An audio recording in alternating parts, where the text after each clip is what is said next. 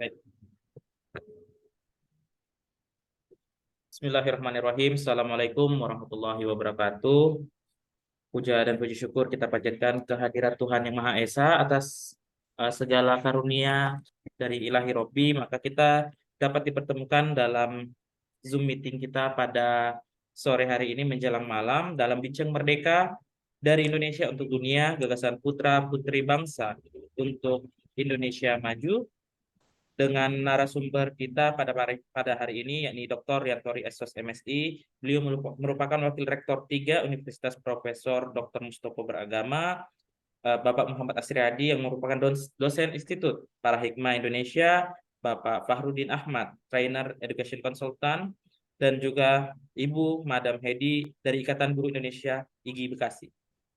Dan juga tak lupa kami menyapa Bapak Muhammad Ibrahim Hamdani, Sekretaris Jenderal Rumah Produktif Indonesia, yang akan memberikan pidato pembuka pada kesempatan hari ini. Dan juga saya selaku co-host merangkap moderator selaku Dewan Ahmad Sulfikar, Dewan Manajerial Bidang Kajian Global RPI dan Direktur Eksekutif Center for Digital and Global Studies. Untuk mengefisienkan waktu, marilah kita bersama-sama membaca basmalah untuk memulai kegiatan. Bismillahirrahmanirrahim. Baik, melangkah ke acara selanjutnya, marilah bersama-sama kita menyanyikan lagu Indonesia Raya.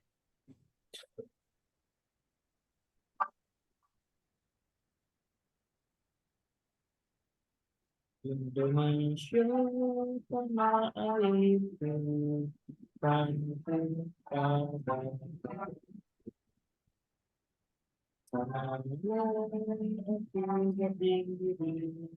jadi pandu ibu, jadi pandu ibuku, Indonesia kebangsaanku,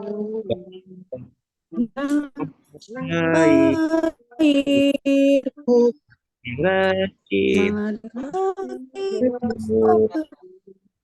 Indonesia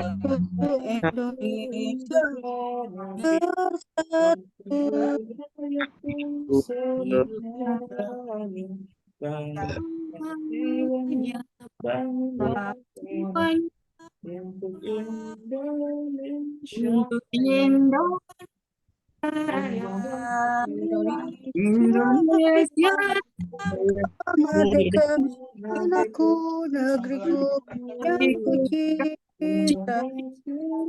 Indonesia Raya, merdeka, merdeka, hiduplah Indonesia Raya.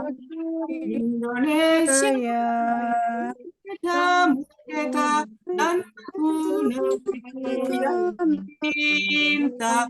Indonesia Raya, merdeka, hiduplah Indonesia Raya. Hiduplah Indonesia Raya. Baik, terima kasih Bapak Ibu.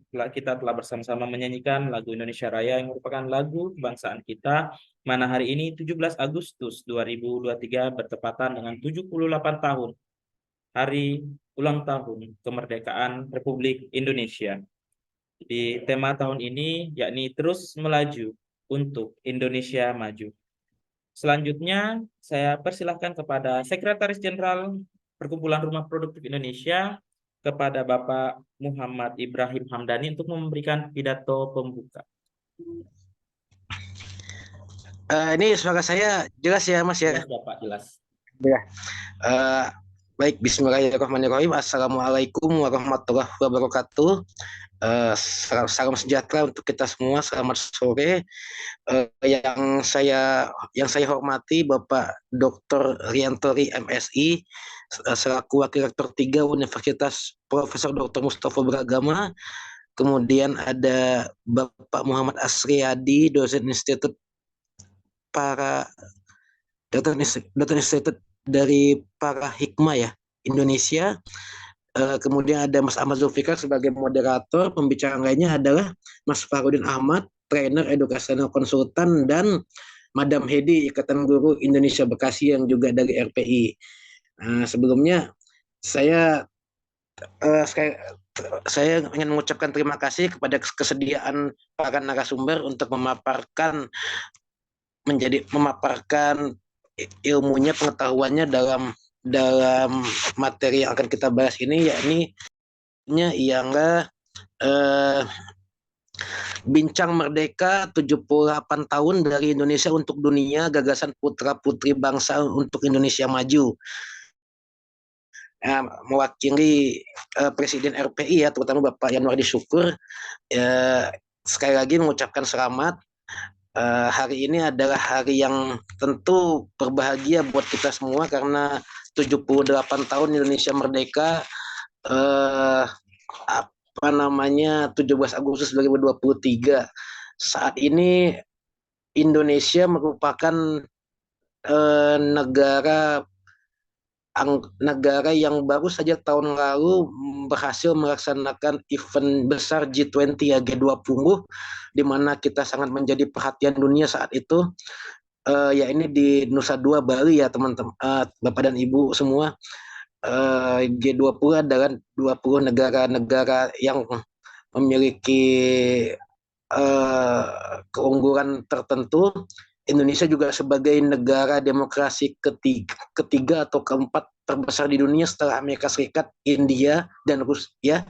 Dan ketiga setelah Amerika Serikat dan India. Kemudian juga Indonesia kemarin baru berhasil melaksanakan KTT ASEAN, Konferensi Tingkat Tinggi ASEAN di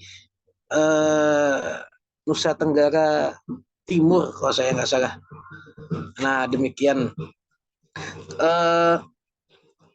Terkait dengan tema ini ya, memang di tengah-tengah bonus demografi yang dialami Indonesia, di mana usia penduduk muda lebih banyak daripada usia penduduk lanjut usia dan anak-anak, ini kan tentu sebenarnya kesempatan besar ya, apalagi berdasarkan sensus penduduk di Indonesia. Penduduk Indonesia ini sekarang sudah hampir mencapai 250 juta lebih. Ini kan sungguh potensi yang besar. Tapi di sisi lain ketimpangan sosial antara penduduk yang terkaya dengan penduduk yang termiskin juga cukup tinggi. Angkanya terakhir itu tahun 2022 kalau saya nggak salah mencapai 0,338. Ini tentu menjadi tugas kita semua. Apalagi kalau dilihat dari keutuhan wilayah negara Kesatuan Republik Indonesia ya teman-teman. Kan kita sering mendengar nih yang namanya kelompok separatis teroris KST Papua itu masih merasa sangat-sangat mengancam keutuhan wilayah NKRI. Bahkan puluhan tentara nasional Indonesia yang bertugas di sana harus gugur karena atau saat menjalankan tugasnya mengamankan wilayah kedaulatan Indonesia akibat ditembak atau mengalami perlakuan kekerasan dari kelompok separatis teroris Papua itu yang hendak memberontak kepada NKRI. Demikian, itu saya kira masih menjadi pekerjaan rumah utama ya bagi pemerintah kita yang sampai beberapa tahun terakhir belum tuntas mengamankan atau mengatasi ancaman yang sangat serius ini, karena sudah mengakibatkan puluhan tentara TNI meninggal dunia di sana saat sedang menjalankan tugas. Nah, meskipun demikian kita berhasil menjadi tuan rumah G20, bahkan diapresiasi dunia internasional. Kemarin juga berhasil menjadi KTT ASEAN ya, tuan rumah KTT ASEAN, dengan harapan konflik di Myanmar itu segera dapat diselesaikan dengan peran serta Indonesia yang maksimal. Ini kan masih jadi PR juga, karena bagaimanapun Myanmar saat ini di bawah pemerintahan masih junta militer yang berkuasa di sana. Ini menjadi pekerjaan rumah juga bagi Indonesia. Nah, kalau dilihat dari aspek kerukunan antar umat beragama, sejauh ini relatif aman dan damai ya. Apalagi tadi pagi alhamdulillah saya berkesempatan untuk hadir di Istana Merdeka untuk menghadiri hari ulang tahun ke-78 Republik Indonesia di sana. eh terharu juga melihat talenta-talenta muda generasi bangsa Indonesia. Siapa yang tidak kenal Putri Aryani kan? Putri Aryani akan tampil di ajang Amerika Serikat Got Talent AS Got Talent bulan beberapa bulan ke depan seperti itu.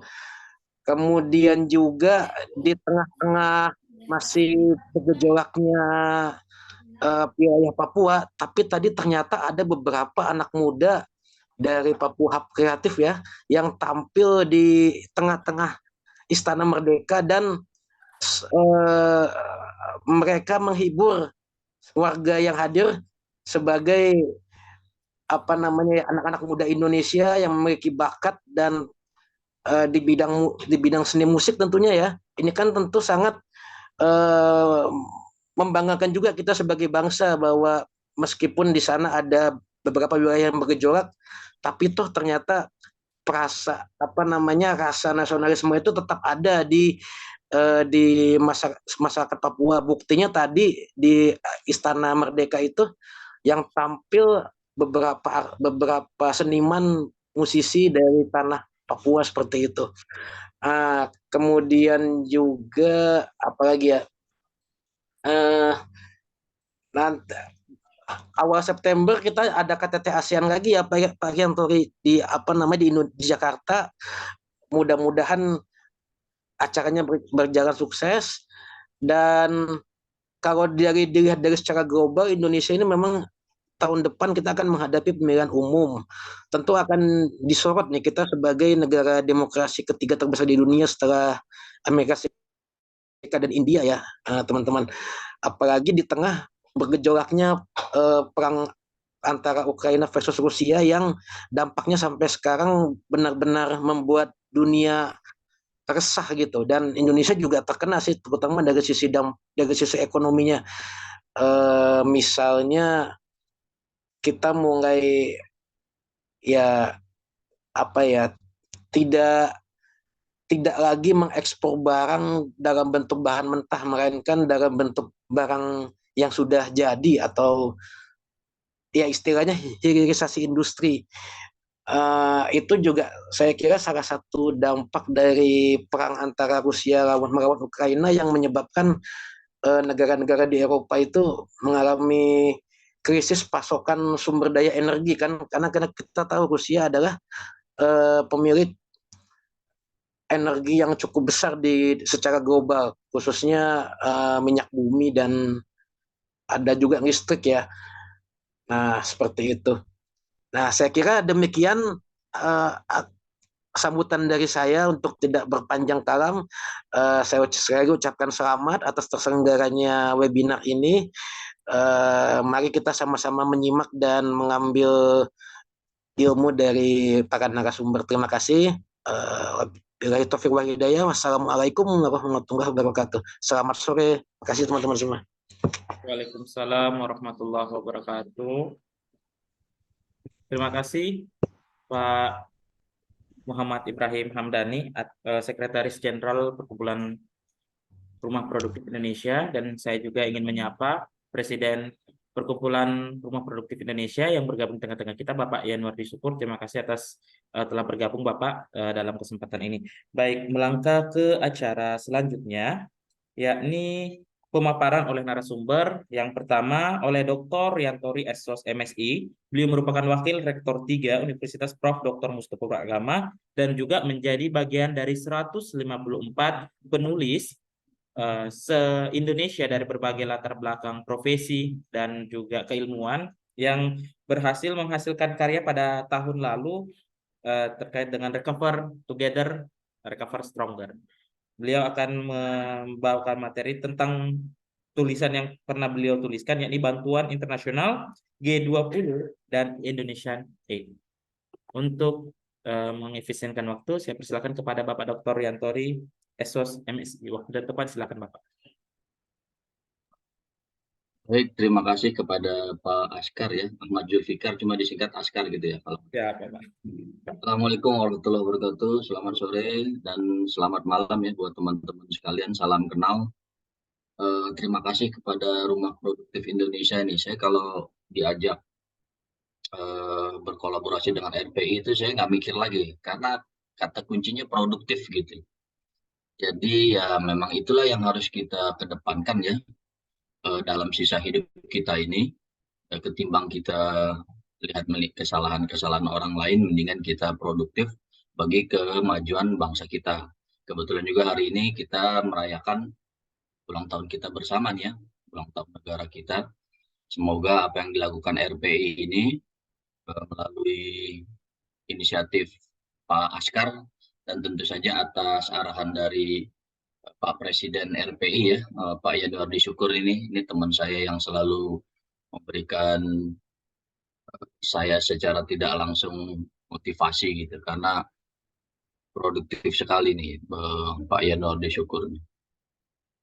Oke, baik, untuk tidak without further ado ya, untuk tidak membuang waktu, izinkan saya share screen sebentar. Nah, ini yang pertama, tadi udah sempat disinggung bahwa sekali lagi saya ucapkan terima kasih kepada kita semua nih, teman-teman yang tergabung dalam Perkumpulan Rumah Produktif Indonesia, beserta juga Perpustakaan Nasional ya. Kita berhasil menyumbang buku yang judulnya Recover Together, Recover Stronger. Ada 2 versi dan saya dapat dua-duanya, versi bahasa Inggris dan versi bahasa Indonesia. Terkait dengan tahun lalu tadi seperti disampaikan oleh Bapak Sekjen ya, Syekh Baim, saya manggilnya Syekh Baim. Buku untuk G20. Kebetulan kan kita waktu itu sangat-sangat terlibat dalam itu ke depan kita bisa terus produktif untuk hal-hal yang positif semacam ini. Oke, terus kemudian izinkan saya langsung berbagi tulisan saya. Oke, ini buat teman-teman yang mungkin waktu itu nggak sempat ikutan, kurang lebih tampilannya gagah gini, keren ini judulnya. Gagasan optimis dari Indonesia, gagasan ya. Namanya gagasan itu tergantung implementasinya dari kita semua. Tapi optimis gitu untuk kebangkitan dunia. Nah, ini editornya tadi Bapak Presiden kita ya, Yanuardi Syukur, Bu Anissa dan Siti Rosdia, diterbitkan oleh Perpusnas Press. Alhamdulillah saya pribadi sebagai akademisi ya, saya seorang akademisi dan juga peneliti, tidak hanya berkontribusi secara tulisan tapi juga untuk karir saya ini, hasil buku-buku semacam ini. Dan ini untuk yang buku edisi pertama, luar biasa, ada Bapak Dubes kita ya, Pak Bunyan Sabtomo, dan juga teman-teman yang lain nih, ada juga Meliana Pugu ini dari Papua ini kolega saya ini, Meliana, saya manggilnya kakak Meliana dari Universitas Cendrawasih.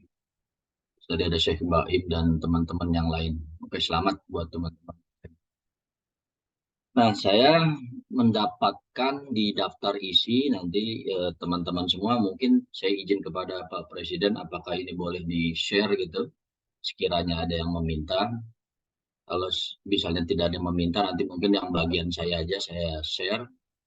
Alhamdulillah saya berada di urutan yang ke-20, di urutan ini nih, halaman 127.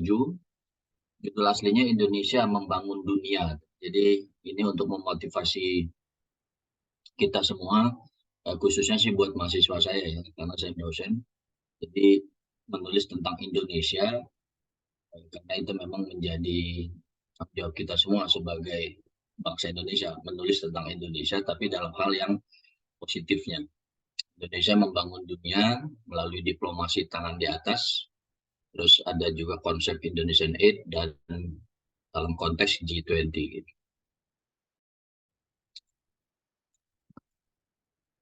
Di halaman 127 ini saya ada beberapa sub gitu ya, saya bagi jadi beberapa sub. Sebentar. 127. Sebenarnya kalau teman-teman baca semua keren banget ini tulisan-tulisan yang lain. Cuma tentu saja saya serahkan kepada beliau-beliau.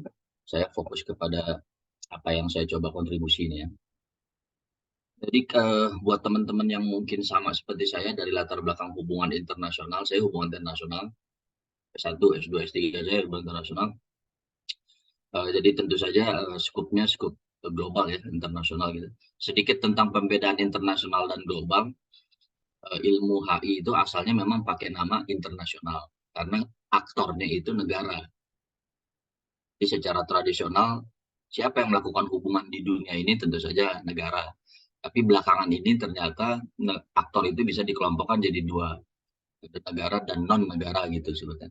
Ada state dan non state actor. Nah, ketika kita berbicara dalam konteks semua aktor tersebut, itulah muncul istilah global gitu ya. Jadi nggak usah terlalu dikacaukan. Ya sama-sama berarti berbicara tentang konteks internasional, beda aktornya ya. Nah, tulisan saya ini lebih ke arah internasional karena memang negara ya. Fokusnya lebih ke arah aktor negara gitu, bukan non negara. Nah, kajian tentang pembangunan di dunia internasional ini oleh negara-negara itu awalnya sih dari negara maju gitu. Nah, tulisan-tulisan yang membahas tentang ini ada cukup banyak. Salah satunya yang saya kutip ini dari Jupp and Wells ya, judulnya International Development Cooperation. Jadi kerjasama pembangunan internasional. Nah, sedikit juga buat yang mau mengetahui ilmu HI, hubungan apa sih sebenarnya yang dibahas? Dalam HI ini sebenarnya cuma dua. Yang dibahas itu hubungan yang bersifat positif dan negatif. Sama seperti layaknya kita melihat hubungan di dalam masyarakat, karena HI ini memang turunan dari ilmu sosial ya. Jadi ketika individu bergaul dalam masyarakat, maka yang terjadi adalah hubungan kerjasama, bersifat gotong royong itu positif, atau kalau enggak ya hubungan konfliktual, hubungan yang bersifat gesekan antar masyarakat, anak-anak kita salah pergaulan jadi tawuran gitu ya, jadi yang bersifat negatif. Nah, dalam dunia internasional ya kita bisa lihat ada perang, tapi bisa juga kita lihat ada ASEAN gitu ya, ada yang kerjasama, ada yang konflik, sesederhana itu sebenarnya. Tapi kemudian ada banyak konsep-konsep yang kita bisa kembangkan di dalam. Nah, saya lebih senang sebenarnya kajian yang cooperation, jadi hubungan yang bersifat kerjasama.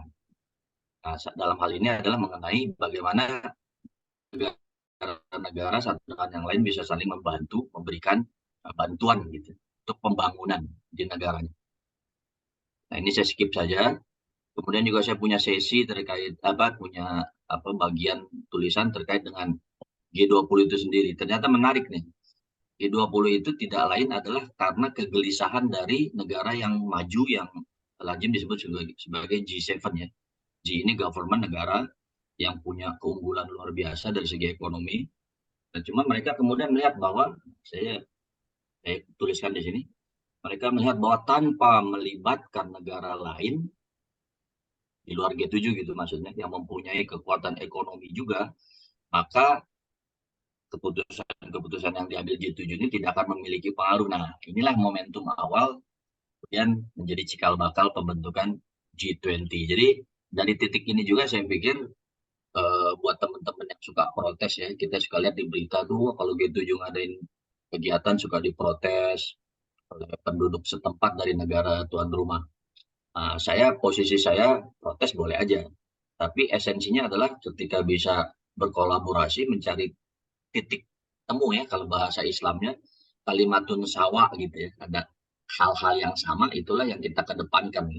Terlepas bahwa G7 ini adalah negara-negara kapitalis, negara-negara yang ideologinya adalah untuk apa ya, tahu sendiri lah ya teman-teman, kalau kapitalis itu kan kesannya benar-benar mengeksploitasi gitu. Tapi terlepas dari itu, ya kita bisa ambil tadi titik-titik temu untuk pembangunan. Nah, ini dari segi sejarah menarik sebenarnya munculnya G20 dari kegelisahan G7 tadi. Nah, masing-masing negara G7 tadi punya institusi pengelola bantuan-bantuan internasional mereka, yang lagi-lagi saya pikir ini menarik buat didiskusikannya buat teman-teman kita yang dalam tanda kutip anti dengan kolonialisme, pasti melihatnya dengan sebelah mata institusi pengelola ini, karena katanya membantu, tapi pasti nanti ada udang di balik batunya, atau bahkan mungkin memberikan hutang tapi sebenarnya membuat hutang baru. Ya itu kajian tersendiri ya, kajian ideologi. Tapi yang saya tangkap sih, salah satu sumbangan dari institusi pengelola ini adalah beasiswa loh. Buat teman-teman yang cepat keluar negeri, itu kan ada scholarship ya, ada bantuan keuangan, bantuan untuk pendidikan. Nah, dari institusi-institusi pengelola ini lah, seperti USAID ya kalau dari Amerika Serikat, ada dari Inggris, ada dari Jepang, ODA ya, JICA, Japan International Cooperation Agency, Kanada, Australia, Uni Eropa, Jerman, Italia, Prancis gitu. Teman-teman kalau ada yang kenal Profesor dari BRIN ya, sekarang dia lagi di Eropa, namanya Pak Firman Nur. Beliau itu lulusan dari Prancis, teman dekat saya, Firman Nur. Nah, beliau itu dapat dari Prancis itu S2 S3. Nah, bagaimana dengan kekuatan ekonomi di luar G7 tadi yang disebut G20? Ternyata sama, mereka juga punya institusi pengelola untuk mengelola bangunan internasional melalui pemberian bantuan-bantuan dari dari institusi yang mereka kelola ini. Tiongkok ya, tapi kalau berbicara tentang Tiongkok ini juga bisa jadi perdebatan berikutnya. Ya seharusnya masuk yang sudah level tinggi ya, cuma karena dia istilahnya nih dalam dunia dalam sistem internasional kan dia di luar geng dari geng barat gitu. Itulah di luar negeri itu unik juga tuh, ada geng-gengan juga sama seperti gitu. Nah, Tiongkok ini nggak masuk geng barat, bahkan dianggap sebagai antitesis saingan gitu. Jadi ya saya izin saya kelompokkan dia di luar G7 tadi. Di luar dari Jepang ya, kalau Jepang sih masih masuk gengnya barat itu. Terus ada Turki, Afrika Selatan, Korea Selatan, Arab Saudi, Brazil, India. Nah, khusus untuk Brazil, India segala macam ini teman-teman pernah dengar ada BRIC ya, BRIC itu ya, ada kelompok Brazil, Rusia, India, sama apa? Satu lagi itu dia bikin kelompok namanya BRIC ya, BRIC itu menarik tuh. Itu salah satu kajian, tapi saya skip aja. Nah, terakhir mohon izin di sesi saya yang diberikan ini, saya mau menekankan tentang peran Indonesia ini, negara kita ini. Sekarang ini sedang berulang tahun ini. Kita ini sebenarnya negara yang selalu tangan di bawah, yang selalu menerima bantuan, atau kita sebenarnya punya potensi untuk juga berkontribusi di dunia internasional. Ini menarik nih ternyata dari temuan saya. Negara kita itu ternyata juga bukannya berwacana, tapi kita sudah lama merupakan negara yang juga pernah memberikan bantuan. Nih, teman-teman nanti bisa kalau memang berminat ya di halaman 131, Indonesia bukan merupakan negara yang sama sekali belum pernah memberikan bantuan ternyata. Itu dari sejak Orde Lama, dari tahun 60-an, meskipun memang jumlahnya relatif kecil. Tapi bantuan-bantuan pembangunan yang dilakukan Indonesia itu ada. Nah, tapi lebih ke arah dalam konteks kerjasama Asia Afrika ya. Teman-teman semua kan pasti masih ingat tuh ada kita punya KAA gitu, Konferensi Asia Afrika yang momentumnya bahkan di negara kita juga tuh di Bandung ya. Lebih ke arah buat supaya bangsa-bangsa yang lepas dari penjajahan ini bisa setara dengan negara-negara yang dulu pernah menjajah. Itu keren menurut saya. Itu sebuah visi ya, visioner ya. Pemimpin visioner sama seperti menurut saya ini dalam level yang kecil, perkumpulan RPI ini nih visioner di bawah kendalinya dari Pak Yanuardi, Pak Baim, Pak Askar ya, visioner gitu. Kita harus memang visioner gitu. Jadi jangan kayak mie instan gitu. Kalau mie instan kan ya mungkin cepat, cuma ya begitu dah. Tahu sendiri mie instan kan hanya sekedar kenyang. Tapi kalau visioner ke depan itu keren. Nanti yang menikmati anak-anak kita berikutnya, tapi sudah dipupuk dari sekarang. Nah, apa yang kemudian dikaitkan dengan HI, apa yang kemudian Indonesia lakukan? Nah, ini tadi yang saya sempat singgung di judul saya. Indonesia itu kemudian mengusung konsep diplomasi tangan di atas disebut. Supaya Indonesia ini semakin brandingnya di luar bagus, sejak dari Orde Lama, Orde Baru, kita punya namanya diplomasi tangan di atas. Nah, untuk yang versi bahasa Inggrisnya nanti juga silakan ya. Saya punya yang versi bahasa Inggrisnya diberikan oleh Perpusnas. Untuk konsep-konsep seperti ini ada versi bahasa aslinya. Nah, dengan terbentuknya Indonesian Aid ini ada semacam aplikasi langsung dari diplomasi tangan di atas. Aid ini ya bahasa Inggris ya, artinya bantuan, Indonesian Aid. Ini Indonesia akan semakin dikenal sebagai salah satu negara berkembang pemberi bantuan internasional.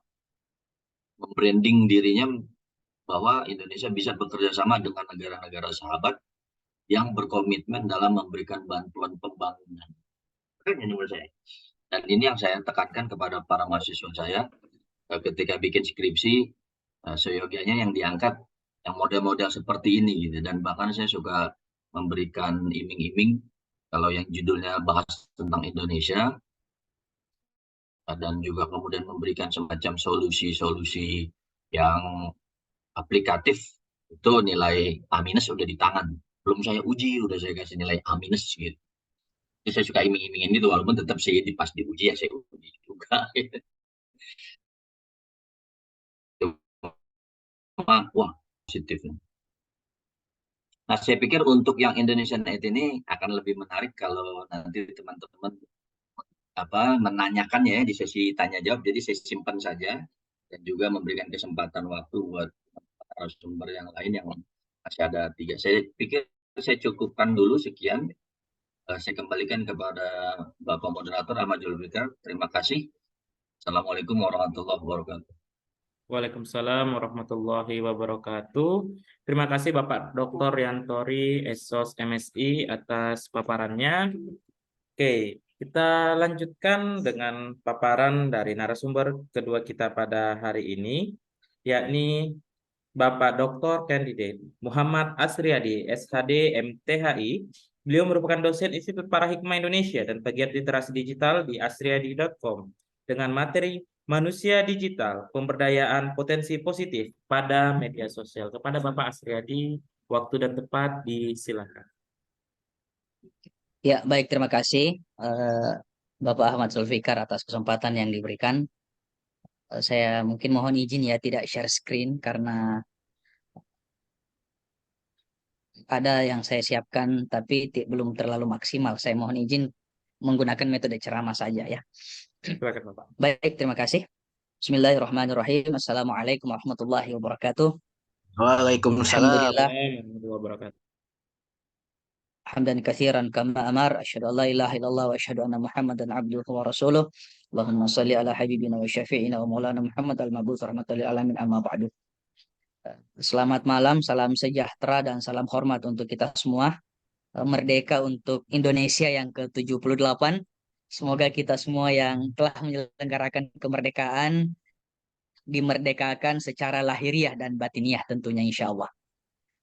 Yang kami hormati Bapak Presiden Rumah Produktif Indonesia, Kakanda Dr. Kandidat Ustadz Yanwardi Syukur. Yang saya hormati penyelenggara dalam hal ini Kakanda Ahmad Zulfikar ya, yang juga ternyata saya selaku sekretaris beliau, yang semoga dengan kegiatan ini membuat saya bisa kembali berkontribusi secara positif di Rumah Produktif Indonesia. Yang terhormat Pak Sekjen Rumah Produktif Indonesia yang luar biasa melanglang buana kemana-mana memberikan kita gagasan positif, terutama literasi digitalnya sangat dahsyat banget ya. Saya banyak mendapatkan insight-insight terkait dengan perkembangan keilmuan khususnya di dunia global. Yang terhormat Bapak Dr. Riantori Esos MSI.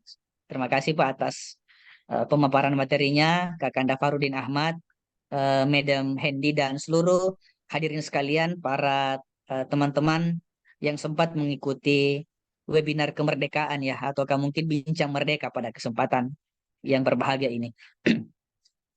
Dari Indonesia untuk dunia, gagasan putra-putri bangsa untuk Indonesia maju. Yang dimana pada saat ini saya mendapatkan amanah untuk sharing kepada kita semua terkait sebenarnya dengan penelitian saya. Saya sekarang lagi meneliti tasyabuh di media sosial ya. Tapi terkhusus pada momen ini bagaimana kita sebenarnya bisa sadar bersama bahwa sekarang kita mau tidak mau sepakat atau tidak, kita sudah beradab sebenarnya pada lingkungan manusia digital. Namun selaku pegiat digital, kita jangan abai, kita jangan merasa tidak ingin menjadikan itu sebagai teman hidup kita untuk bisa menjadi orang yang berdaya secara potensi ya. Sehingga manusia digital pemberdayaan potensi pada media sosial. Di era yang sangat berkembang ini, teknologi yang sangat maju ini, peran media sosial menjadi sesuatu yang sangat penting di kehidupan kita ya. Ini bahkan apa istilahnya ya, memunculkan paradigma baru selaku manusia, yang dimana disitulah saya memberikan sebuah tawaran bahwa kita harus sadar selaku manusia digital ya. Kenapa kita harus sadar? Sebab digital adalah kehidupan kita saat ini di era society 5.0. Dengan adanya dunia digital membuat pekerjaan begitu mudah, tetapi di lain sisi kita juga perlu sadar bahwa dengan hadirnya dunia digital kita juga perlu berhati-hati karena ini merupakan dua mata pisau yang sangat luar biasa. Kalau kita manfaatkan dengan positif, tentu itu akan membawa kita pada ranah manfaat.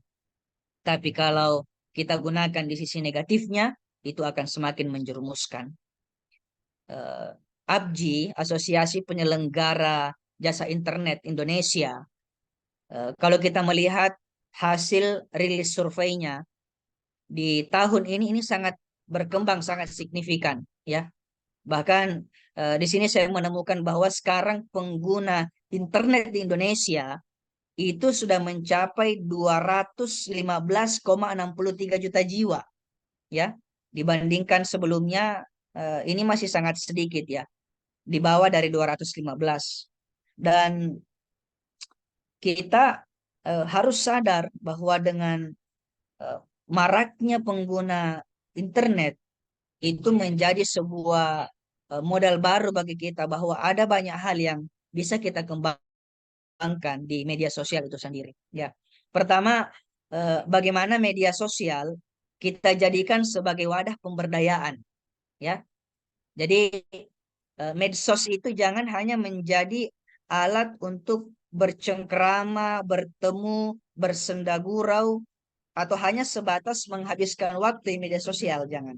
Kita jadikan media sosial sebagai wadah pemberdayaan kita selaku individu. Ya, generasi kita ini terbagi-bagi, Bapak Ibu sekalian. Ada yang generasi milenial, ada yang generasi kolonial, ya. Tapi saya kira di tempat ini ada yang generasi kolonial, tapi pemikirannya sudah sangat milenial ya. Karena saya yakin semua yang berkumpul pada platform ini semuanya sudah punya email ya, email. Tidak mungkin di antara kita tidak punya email karena tidak mungkin mengakses Zoom kalau kita tidak punya email ya. Atau mungkin platform-platform lainnya seperti Facebook, Instagram, Twitter ya, LinkedIn dan lain sebagainya. Ya, untuk itu mari kita jadikan wadah media sosial ini sebagai platform untuk mengekspresikan diri ya, berbagi pengetahuan, mengembangkan keterampilan, dan berusaha membangun jejaring kita secara global. Saya teringat dengan kuliah umum dari salah satu ulama karismatik kita, Imam Besar Masjid Istiqlal Jakarta, Profesor Dr. Kiai Haji Nasaruddin Umar. Beliau pernah menyampaikan di kuliah umumnya itu begini. Sekarang apa yang dikonsumsi orang yang ada di Amerika itu juga yang dikonsumsi oleh orang-orang yang ada di Papua selama ada jaringan internet. Sehingga itu yang menjadi sebuah modal walaupun kita berada di pelosok kampung, tetapi kita sudah bisa berpikir secara global. Ya. Kemudian itulah yang mendasari saya semangat untuk bisa meneliti, menriset, bahkan membuat tulisan-tulisan sampai mengakui sebagai pegiat literasi digital di asriadi.com.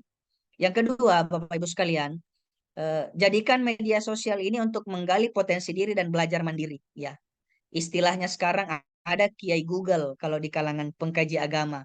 Biasa dikatakan sudah ada Profesor Google. Apa sih saat ini yang tidak ada di media sosial, tidak ada di internet, ya? Bahkan sekarang muncul ChatGPT ya, atau AI dengan perkembangan artificial intelligence, ya. AI itu bisa digunakan sebagai jalan pintas sebenarnya untuk belajar, tetapi ada juga yang menggunakan AI sebagai momen untuk yang negatif. Untuk itu, semoga AI hadir di tengah-tengah kita manfaatkan sebagai asas manfaat, ya. Bukan kita jadikan AI sebagai jalan yang membuat kita terjerumus pada lembah kehinaan. Yang ketiga, Bapak Ibu sekalian, media sosial mari kita jadikan sebagai modal untuk menciptakan peluang karir dan bisnis, ya. Kakanda Presiden Ian Yanuardi Syukur ada di Jakarta, ya, tinggal di sana beraktivitas, tidak menutup jaringan dan menutup matanya untuk menciptakan ruang atau wadah yang baru bernama Rumah Produktif Indonesia, yang dimana ini menjadi momentum bagi kita warga generasi bangsa Indonesia bisa menciptakan peluang karir dengan adanya wadah seperti ini. Kemudian kita yang mungkin merasa bahwa pada saat berkuliah saya tidak maksimal diajarkan oleh dosen, diajarkan oleh para pakar untuk menjadi siapa diri saya yang sebenarnya. Nah, dengan hadirnya media sosial bisa kita jadikan wadah tempat belajar dengan baik untuk mengembangkan kemandirian kita dalam belajar. Di pendidikan muncul konsep merdeka belajar yang mungkin nanti akan banyak dikupas oleh Kakanda Fahrudin Ahmad, ya. Nah, untuk itu Bapak Ibu sekalian, ya, mari kita terlibatlah untuk menjadi pribadi yang produktif lebih baik dengan hadirnya media sosial ini. Yang keempat adalah aktivisme digital dan perubahan sosial. Jadi harapan saya, mari kita terlibat Bapak Ibu sekalian, ya. Kita harus terlibat sebagai aktivis digital. Sekecil apapun itu gagasan pikiran kita. Jangan pernah merasa bahwa dengan kita menulis di status Facebook itu sia-sia, tidak. Karena saya percaya pandangan sebuah pakar mengatakan bahwa setiap tulisan pasti ada pembacanya. Jadi mohon maaf dalam tanda kutip, sejelek-jeleknya apapun tulisan kita di media sosial, tentu itu ada nilai manfaatnya. Sehingga jangan menjadikan mental kita ini down dengan hanya menulis kutipan-kutipan sederhana atau quotes yang ada di media sosial, ya. Mari kita menjadi agent of social control, aktivisme digital, bahkan kampanye-kampanye sosial, menyuarakan isu-isu penting, ya. Bahkan kalau saya melihat beberapa pelaku literasi digital, ya, yang dimana ketika memberikan komentar positif kepada pemerintah hanya datang saja melakukan kunjungan langsung, kemudian apa istilahnya ya, melakukan rekaman-rekaman terhadap kondisi sosial yang terjadi, ternyata dengan begitu cepat pemerintah tersadar untuk bisa langsung menyelesaikan persoalan-persoalan terutama dalam jalan-jalan rusak yang ada di pelosok-pelosok daerah tertentu. Ya, untuk itu Bapak Ibu sekalian, ayo kita berkolaborasi dan berkomitmen menyampaikan isu-isu positif, menyampaikan terobosan-terobosan inspiratif untuk menjadi generasi bangsa yang terbaik. Dan terakhir, Bapak Ibu sekalian, tentu bukan hanya hal positif yang kita harus sadari, tetapi perlu juga bagaimana ada tantangan dan etika kita di manusia digital ini, ya. Banyak tantangan-tantangan yang perlu menjadi perhatian, ya. Jadi kita berusaha bagaimana membangun citra yang baik, membangun etika yang baik dalam berinteraksi. Jangan karena media sosial ini adalah media yang membuat kita lost menyampaikan gagasan apapun yang ingin kita sampaikan, malah itu menjadikan kita terjerumus pada lembah kehinaan. Kata-kata apapun bebas kita keluarkan, kotor dan lain sebagainya, itu apa istilahnya ya? Itu sesuatu yang tidak lagi kita bisa mampu kontrol dan tahan ya. Jadi jangan karena kita terpengaruh dengan mesin digital membuat juga pribadi kita seolah-olah tidak punya akhlak dan tidak punya etika. Untuk itu, selaku pelaku literasi digital, mari kita juga tetap beretika, kemudian beretiket, dan insya Allah kita akan berestetika. Dengan itu kita akan mampu menjadi pelaku literasi digital yang terbaik. Akhir kata bahwa di era manusia digital adalah era di setiap individu memiliki kesempatan untuk tumbuh dan berkembang melalui platform media sosial. Pemberdayaan potensi pada media sosial bukan hanya tentang berbagi konten, tapi bagaimana kita memberdayakan diri kita menjadi manusia yang khairun nas anfa'uhum linnas. Terus bangun komunitas, saling mendukung, berkontribusi pada perubahan positif. Oleh karena itu, kita perlu bersikap etis di saat kita berinteraksi di dunia digital yang semakin berkembang saat ini. Untuk itu, pada momentum yang terbaik, kegiatan Bincang Merdeka, mari kita merdekakan diri kita untuk lebih bermanfaat kepada orang lain, berdaya guna dan berdaya manfaat. Teruslah berfastabikul khairat dan teruslah melakukan hal-hal yang positif, kolaborasi positif untuk menjadi manusia yang merdeka. Terima kasih Kak Ahmad Zulfikar. Mohon maaf atas segala keterbatasan. Wassalamualaikum warahmatullahi wabarakatuh. Waalaikumsalam warahmatullahi wabarakatuh. Terima kasih Bapak Dr. Kandidat Muhammad Asriadi, SHD, MTHI, yang telah memaparkan mengenai manusia digital, pemberdayaan potensi positif pada media sosial. Selanjutnya, saya mengundang kepada Bapak Fahrudin Ahmad, ST.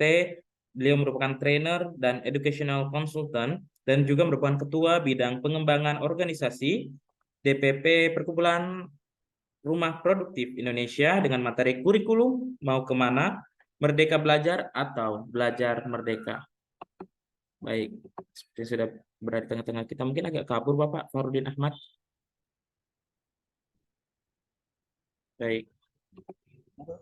Baru saya sadar saya kameranya rusak ternyata ini. Oh, baik Pak, baik. Ya. Gimana caranya pakai? Mungkin ada gadget lain, gawai lain Pak, atau bagaimana Bisa Bapak? kamera depan nggak ya? Oh, kamera depan bisa ini. Bisa. Alhamdulillah. Saya kan Baik, pakai ya, laptop. silakan Bapak. Ya, silakan waktu dan tempat disilakan Bapak. Udah bisa berbagi ya? Bapak Asriadi bisa minta tolong Bapak dijadikan co-host untuk dua akunnya Bapak Farudin Ahmad. Baik. Assalamualaikum warahmatullahi wabarakatuh. Waalaikumsalam warahmatullahi wabarakatuh. Alhamdulillah wa syukra wal haula billah. Saya lama nggak ketemu Januardi ini. Dia ke Sulsel kemarin tidak nyapa, tidak nyolek-nyolek, tapi saya juga. Kemarin dia ke Sulbar dan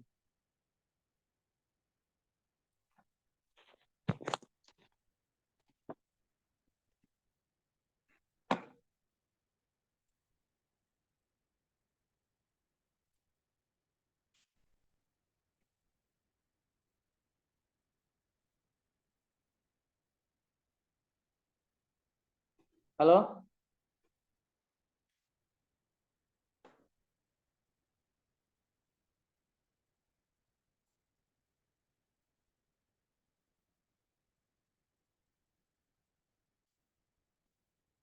Oh, hilang nih.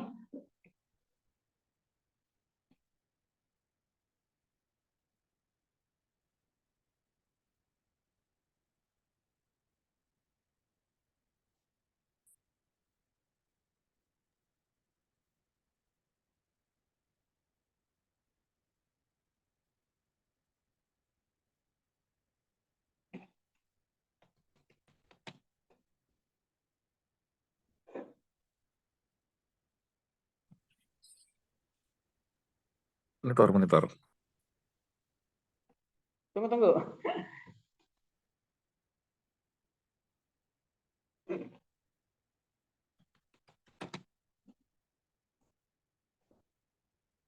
Aduh. Oh, ini.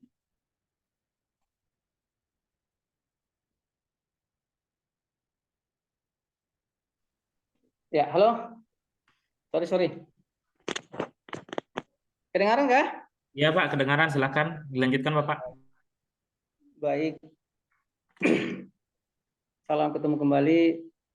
Yanwardi, saudara saya, Asriadi, Dinda, Ahmad Sulfikar, dan teman-teman lain. Dua materi pertama ya yang sangat menarik sekali. Agak lama ya saya baru baru nongol lagi. Sorry berat. Terutama untuk Yanwardi ini saya minta maaf sekali. Baik.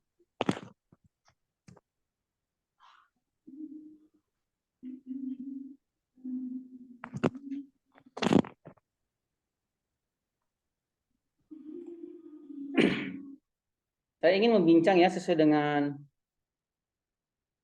materi yang diberikan kepada saya tentang kurikulum mau dibawa kemana? Merdeka Belajar atau Belajar Merdeka? Nah, ini menarik. Saya belum dikasih kesempatan ini apa? Sebagai host. Silakan Bapak, silakan. Dari tadi Pak diberi kesempatan Bapak. Sudah ya? Oh, sudah set. Yang mana?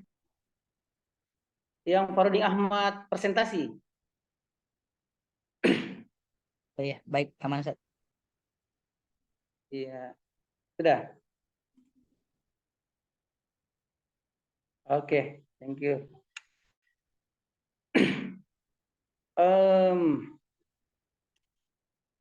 Saya mulai dengan sejarah singkat ya tentang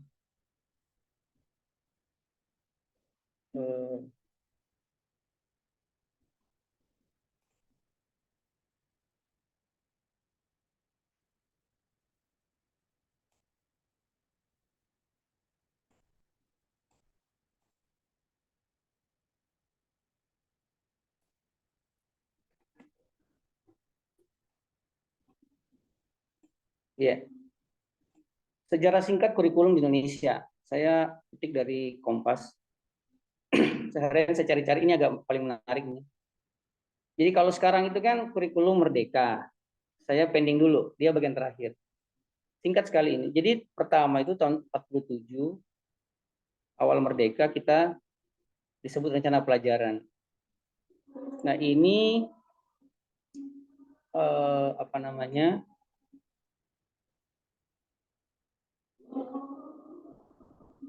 Ya, ini memang titik beratnya pada kemerdekaan. Kemudian berkembang jadi bagaimana membentuk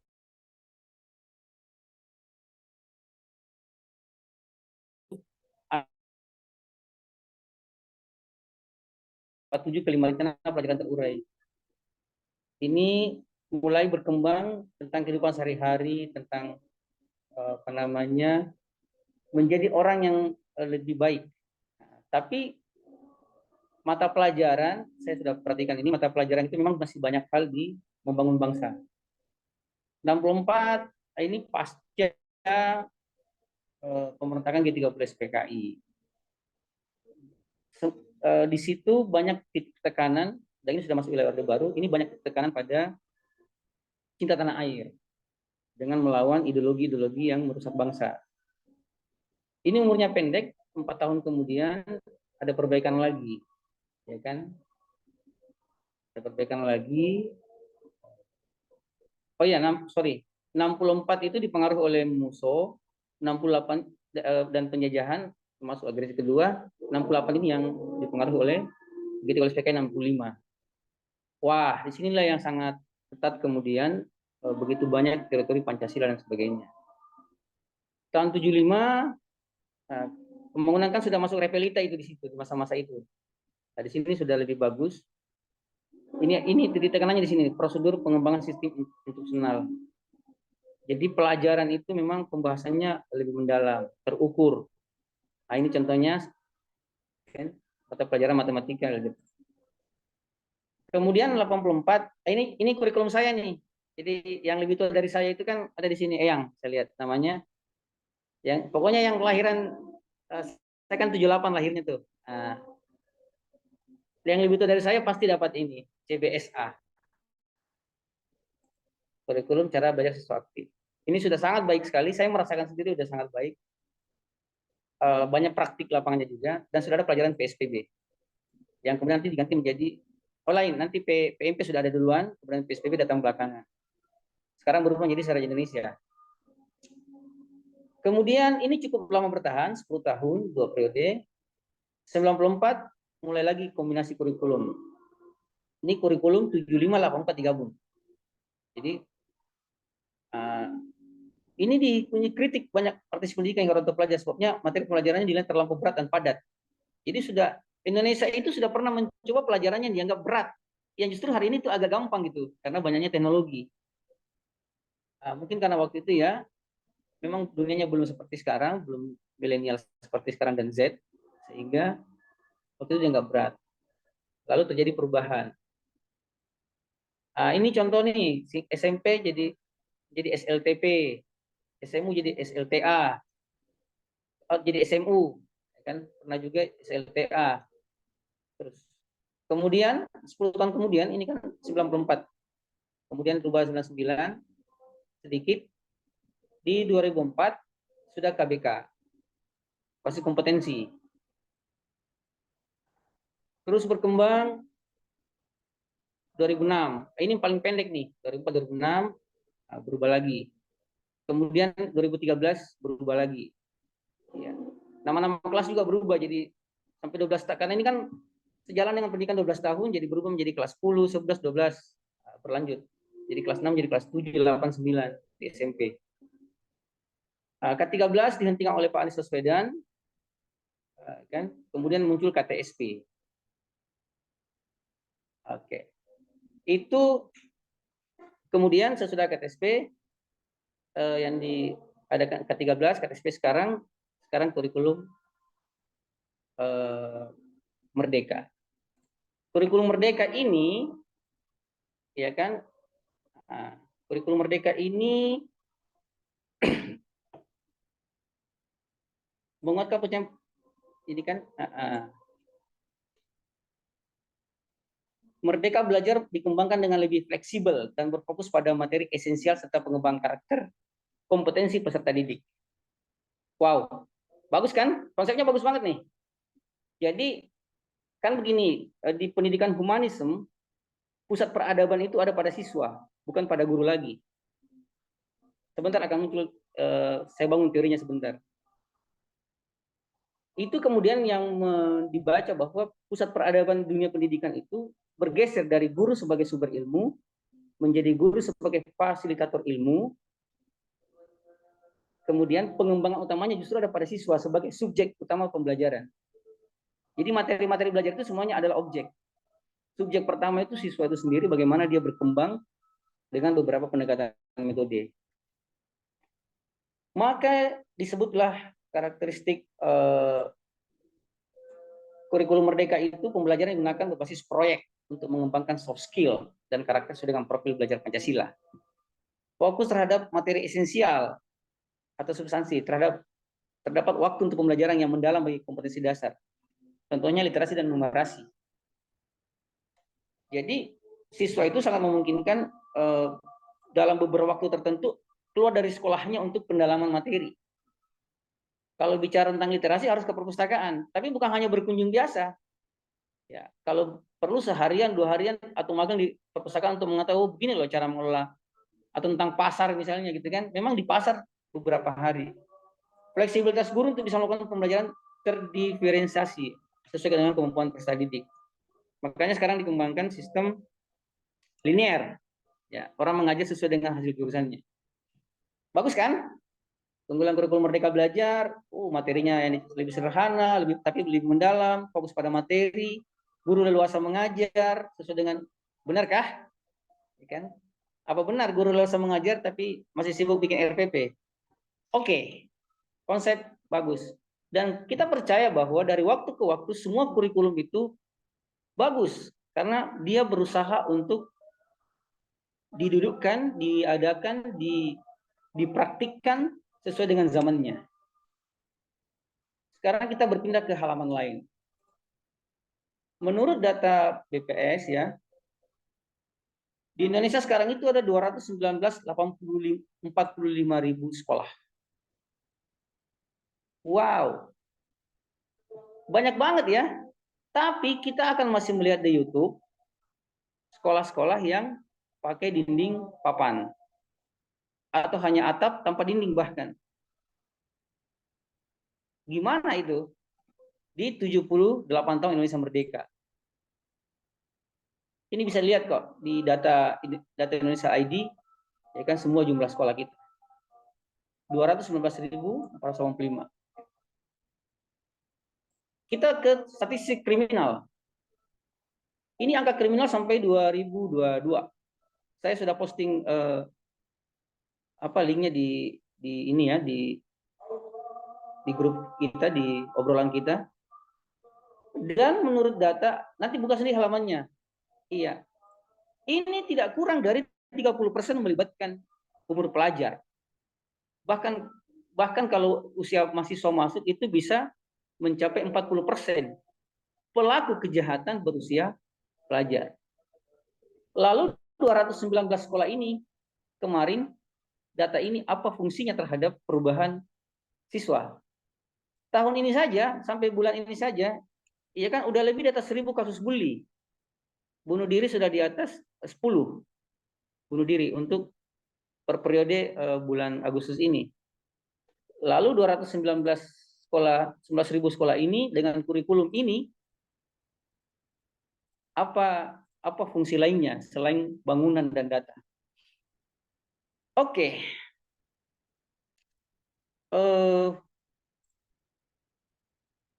Kalau kita buka YouTube, kita akan masih menonton ini.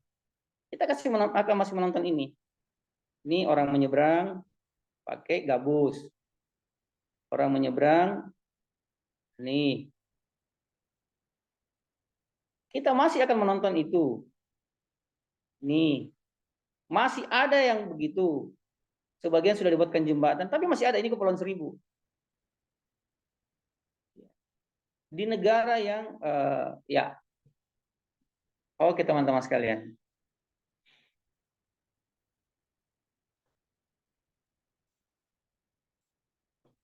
Kalau dari segi kecerdasan, menurut teori minimal ya di multiple intelligence itu ada 9 kecerdasan.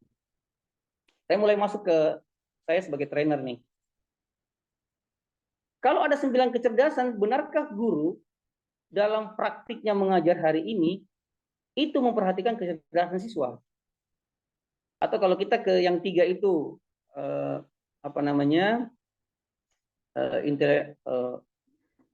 yang ketiga ya, kecerdasan spiritual, kecerdasan emosi, kecerdasan intelektual, ya kan? Atau pendekatan itu 3 itu misalnya. Apakah guru mengajar di kelas dengan pendekatan itu hari ini lalu bisa mengubah siswa dalam banyak hal termasuk perilaku? Atau kita ke ini, kita memahami bahwa otak itu cara kerjanya kanan dan kiri.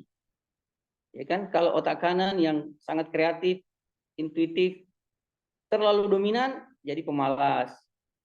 Kalau otak kiri yang analisis logis lebih dominan, dia menjadi stres, gitu kan? Apakah guru di kelas mengajar menyeimbangkan otak kanan otak kiri sebagai sebuah potensi yang sama-sama bagus, sama-sama jago, dan kemudian berujung tidak perlu ada ranking, tapi penghargaan pada setiap hasil kecerdasan? Apakah guru memperhatikan bahwa cara mengajar itu pendekatannya bisa audio, khususnya yang untuk menghafal, bisa visual, ya kan, khususnya untuk cara meniru atau menggambar, bisa kinestetik, ini lebih enak lagi nih, yang praktik terus, sehingga siswanya 90% sangat menguasai ilmu yang diberikan. Apakah guru, ya kan, dunia pendidikan, termasuk dunia kampus perkuliahan, selalu memperhatikan ini, the best education that humanism, pendidikan terbaik itu yang memanusiakan, ya kan? Atau pendidikan terbaik adalah pengalaman, ya kan? Apakah pengalaman itu kan bagian dari kemanusiaan? Apakah guru, dosen itu ikut mengajak pengalaman mahasiswanya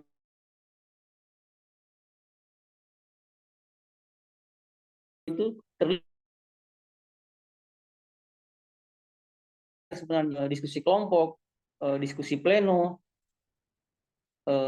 ada permainan handout, ice breaking, bus group, work group, banyak banget, seminar kelas, small research. Iya. Nah, mungkin ini juga, ya kan, bahwa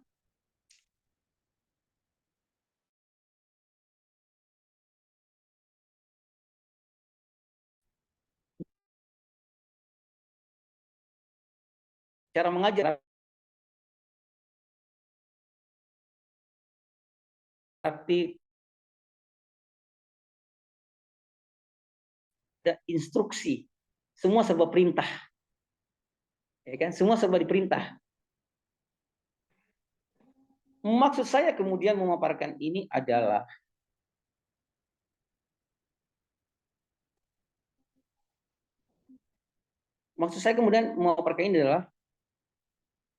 ini cara keluarnya gimana nih?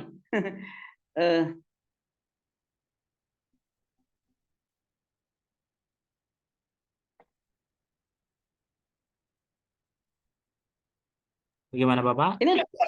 Ini keluar ya? Tidak Bapak, tetap tampil Pak. Mau di close Pak? Tunggu dulu, ini tadi kelihatan nggak ini? Kelihatan Pak, kelihatan. Videonya Yang atau ini? kelihatan. Oh iya, baru muncul Pak, baru. Oh ini baru kelihatan. Aduh, sorry. Ini, saya pindah slide tadi, sorry ya. Ini tadi yang saya paparkan teman-teman. Saya bilang kecerdasan, ini saya paparkan tentang otak kiri otak kanan. Bisa di Ini full saya screen. Full screen ya?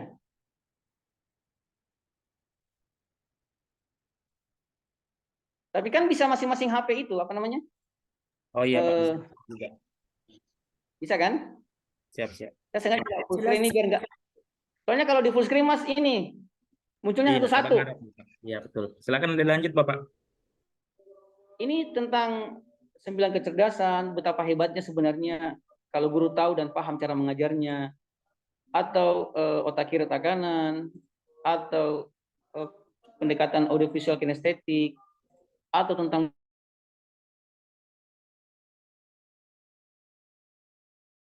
bagaimana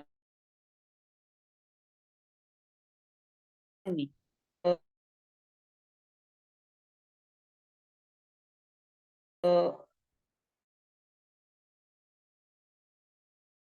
tapi sudah bukan pedagogi juga,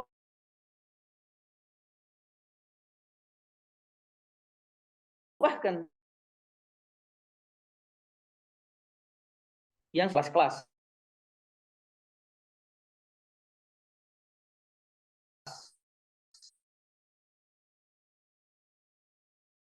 Dengan kemauan kurikulum, tapi fakta-fakta sosial yang begitu ada. Oke, bisa ditutup Mas? Ditutup Bapak. Nah, teman-teman, silakan tutup. Baik. Ya, baik. Ya. Sudah Bapak. Nah, teman-teman sekalian, kurikulum terus berkembang. Berganti menteri, berganti ya kurikulum. Mungkin ini juga mungkin perlu kita suarakan, siapa tahu RPI bisa suarakan ke negara ini loh. Bisa nggak sih kita merancang kurikulum itu jangka panjang gitu loh. Kita tidak berkutak-atik sampai mengganti total gitu, tapi 2000 misalnya desain 2045 Indonesia Emas. Kemana arah kurikulum bangsa ini? Lalu berganti menteri itu dia hanya mengembangkan pendekatannya untuk mencapai target 2045. Tidak mengganti kurikulumnya keseluruhan gitu loh. Ya kan? Karena bayangkan, ini benar-benar politis banget ini. Setiap ganti kurikulum bisa dibayangkan bagaimana sosialisasinya mulai dari atas sampai ke tingkat paling bawah itu loh, ke desa-desa, ke gunung-gunung, ke iya kan? Dan itu anggaran dan itu proyek. Kenapa kita terlambat? Maaf ya. Jadi kalau banyak orang berkembang di dalam pendidikan, itu banyak karena secara pribadi dia terus-menerus berusaha untuk menjadi orang hebat sambil belajar. Tapi berapa persen dari negara? Berapa persen dari negara sebenarnya yang melahirkan? Ya kan? Nah, ini kalau banyak alhamdulillah, tapi bisa nggak jauh lebih masif gitu, lebih tertata seperti Jepang tentu saja kalau kita, ya kan, atau Finlandia atau Islandia gitu kan, yang meskipun mereka negara kecil ya, tapi kita bisa belajar tentang eh, apa namanya, step by step bagaimana itu berkembang menjadi jangka panjang. Seperti di Jepang gitu kan, yang saya pahami kurikulum dibuat bersama, disepakati bagaimana bentuknya dalam beberapa puluh tahun ke depan. Setiap perganti perdana menteri mereka berusaha memutakhirkan pendekatannya agar mencapai target negara itu. Jadi pendidikan bukan alat politik untuk sampai ke substansinya, bahkan pendidikan itu menjadi. Nah, yang kedua, ya kan, karena begini bentuk negara kita, memang mau tidak mau secara personal setiap guru harus terus-menerus di-upgrade. Istilahnya begini, kurikulum terus berkembang, kurikulum terus berubah, kurikulum terus berubah, tapi guru, ya kan, tetap adalah orang yang mengajar di dalam kelas. Bagaimana guru ini mengikuti zaman dengan pendekatan mutakhir, tentu dengan tujuan dan substansi yang tetap memberi yang terbaik untuk anak bangsa. Nah, itu tadi korelasinya teman-teman sekalian, bahwa mulai dari metode mengajar di kelas sampai kurikulum berubah, betapa banyak pekerjaan rumah di dunia pendidikan. Wassalamualaikum warahmatullahi wabarakatuh. Waalaikumsalam warahmatullahi wabarakatuh. Terima kasih atas paparannya Bapak Farudin Ahmad ST. Beliau telah membuka wawasan kita bagaimana kurikulum yang berubah tentu saja membawa beban psikis maupun fisik kepada kita selaku pendidik, dan juga memang masih banyak PR kita yang perlu kita untuk benahi di 78 tahun kemerdekaan Indonesia ini. Baik, saya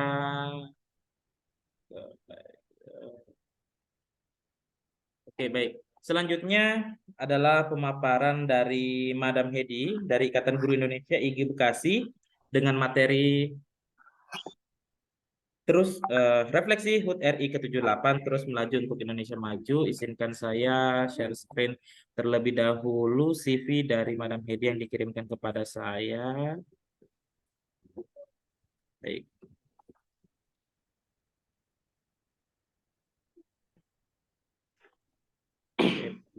Pak, apa bisa dikirim di videonya dulu Pak, biar pada lihat Oh, baik. perselingan, biar Videonya nggak dulu, baik. bosen. Ini ada video yang karya dari Madam Hedi, persembahan untuk kita semua pada Bincang Merdeka hari ini. Selamat menyaksikan.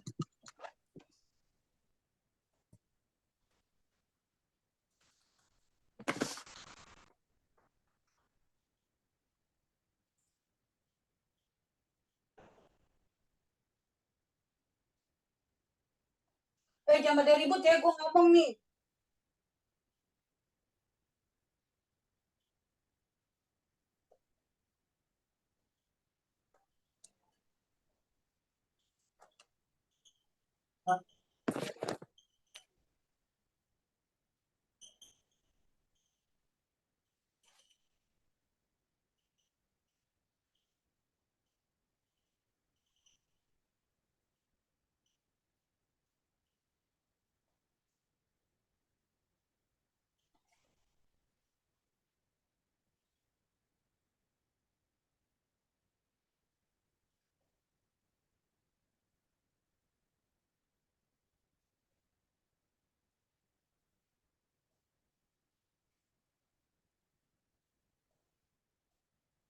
Berat ya Pak.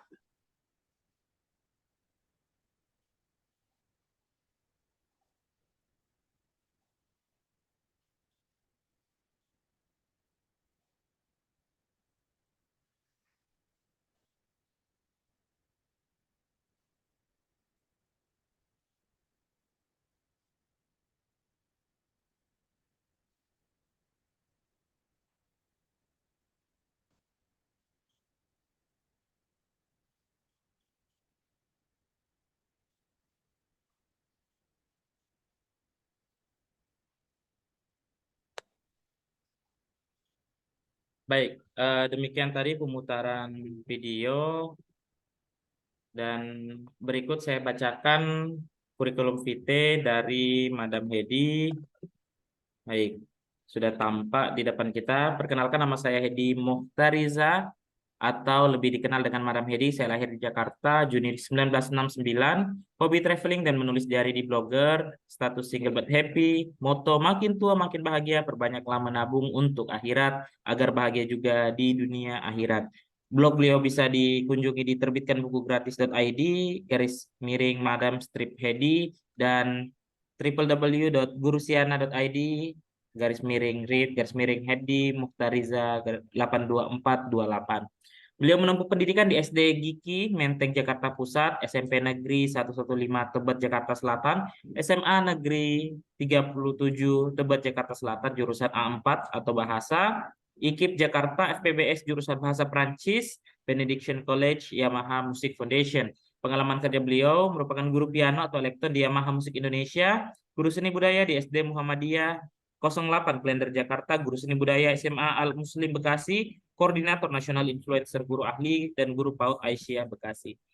Dalam kegiatan blogernya, beliau merupakan founder Road Blog to Book Attribute, sebuah cara yang mengajak para guru membuat buku e-book ber-ISBN gratis bekerja sama dengan sponsor dan Ikatan Guru Indonesia. Alhamdulillah acara ini sudah berjalan selama 2 tahun.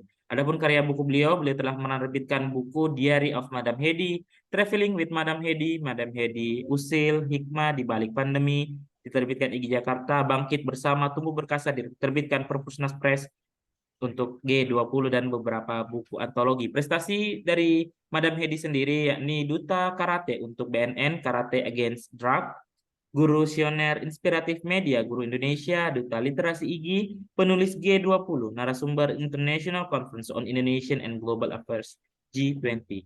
Organisasi yang diikuti diantaranya Ikatan Guru Indonesia Cabang Kota Bekasi, Media Guru Indonesia, ALB, UKM IKIP Jakarta, Inkai Forki, Majelis Sabuk Hitam, Inkai Orari Tebet, Rumah Produktif Indonesia. Baik, Madam Hedi sudah siap. Jadi di materi Madam Hedi pada malam hari ini sesuai dengan yang sudah Madam Hedi publikasikan di Ya, grup. insya Allah siap. Ya, waktu dan tepat saya persilakan untuk memberikan. Assalamualaikum warahmatullahi wabarakatuh. Waalaikumsalam.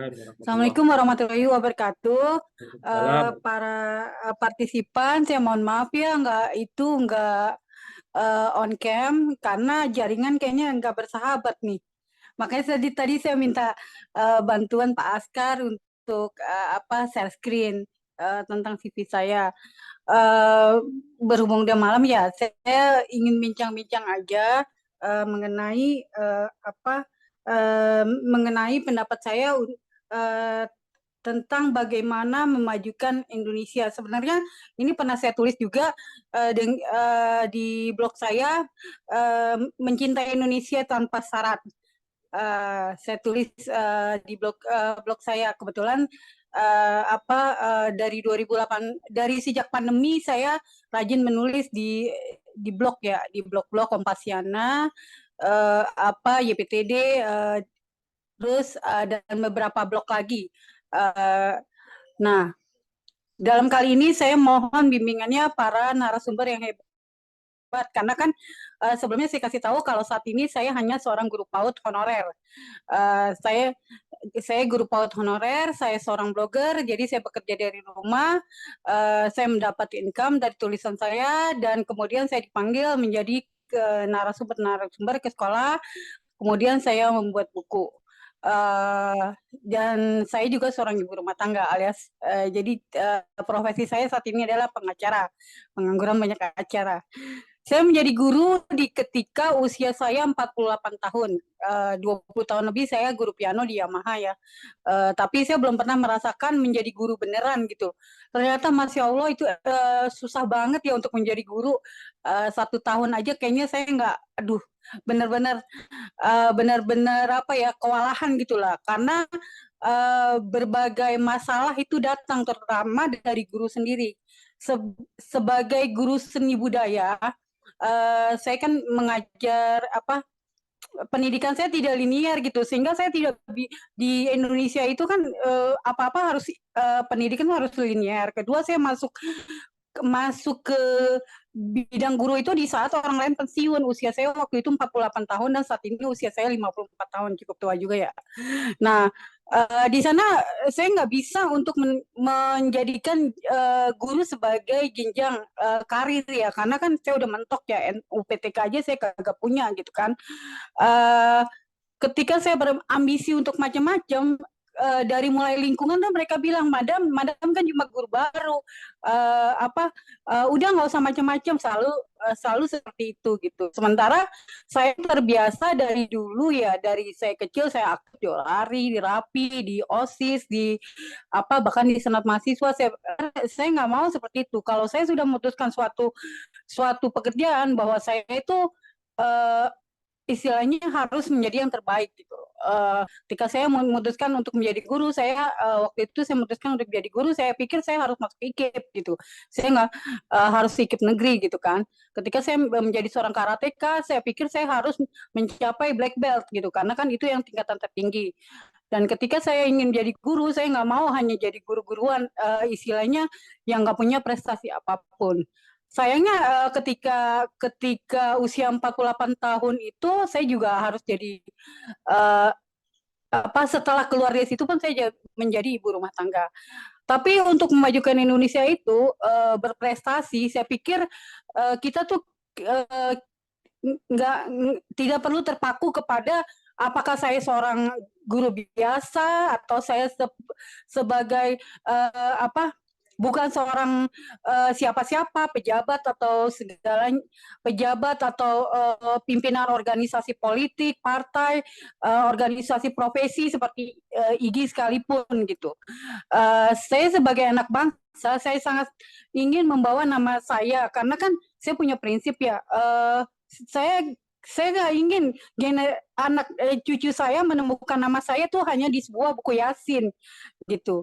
Kebetulan saya hanya di sebuah buku Yasin gitu. Saya atau kalau kata di sebuah kuburan ya, makam pusara gitu ya. Saya nggak mau, saya ingin di zaman digital ini nama saya itu bisa tercatat di dunia digital. Ketika saya mengajar di SMA itu baru 1 tahun itu saya banyak banget menemui masalah ya. Karena saya merubah sistem pendidikan itu sendiri. Saya guru baru, tapi saya merubah sistem pendidikan. Saya mengajar seni budaya. Saya mengajar seni budaya di sekolah Muslim. Mereka nggak punya alat musik. Tapi kan kemudian saya mencari aplikasi-aplikasi dan saya menemukan aplikasi tersebut. Kebetulan Maestro Music Composer, aplikasi wajib para guru dalam mengajar penyanyi. Itu saya tulis ketika lomba menulis yang diadakan Media Guru dan Indosat. Saya masuk 40 besar, tapi saya nggak menang karena mungkin bahasa saya kurang bagus gitu ya. Jadi saya walaupun guru-guru bilang, madam itu hanya guru baru masuk kok, jadi banyak macam-macam. Saya nggak pedulikan itu, walaupun saya NUPTK saya nggak bisa keluar, saya nggak punya jabatan, bahkan saya tidak pernah diajak untuk rapat-rapat pergi kemana gitu ya, itu saya tidak pernah karena kan saya guru baru. Tapi buat saya tetap punya keinginan bahwa untuk memajukan Indonesia itu nggak perlu seperti itu, kita buktikan aja sendiri kalau kita mampu gitu kan. Saya menulis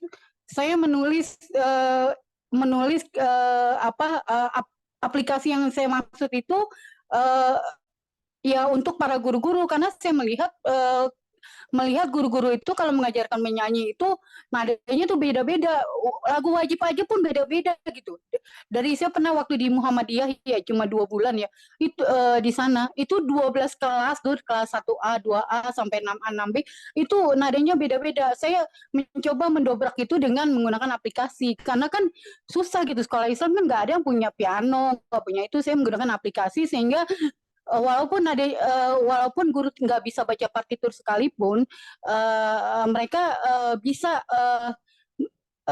mengikuti dengan aplikasi tersebut gitu, yang hanya dari HP dan di share ke speaker Bluetooth yang harganya pun nggak seberapa gitu. Itu pun sampai saya keluar pun, sampai akhirnya saya mengundurkan diri pun itu belum dianggap, walaupun itu tetap saya praktekkan gitu kan ke anak murid. sebagai guru seni budaya juga pada saat itu saya menggunakan PicsArt ya, karena saya pikir anak SMA kok masih diajarin apa ya pakai buku tulis, buku gambar, krayon segala macam. Saya udah nggak setuju.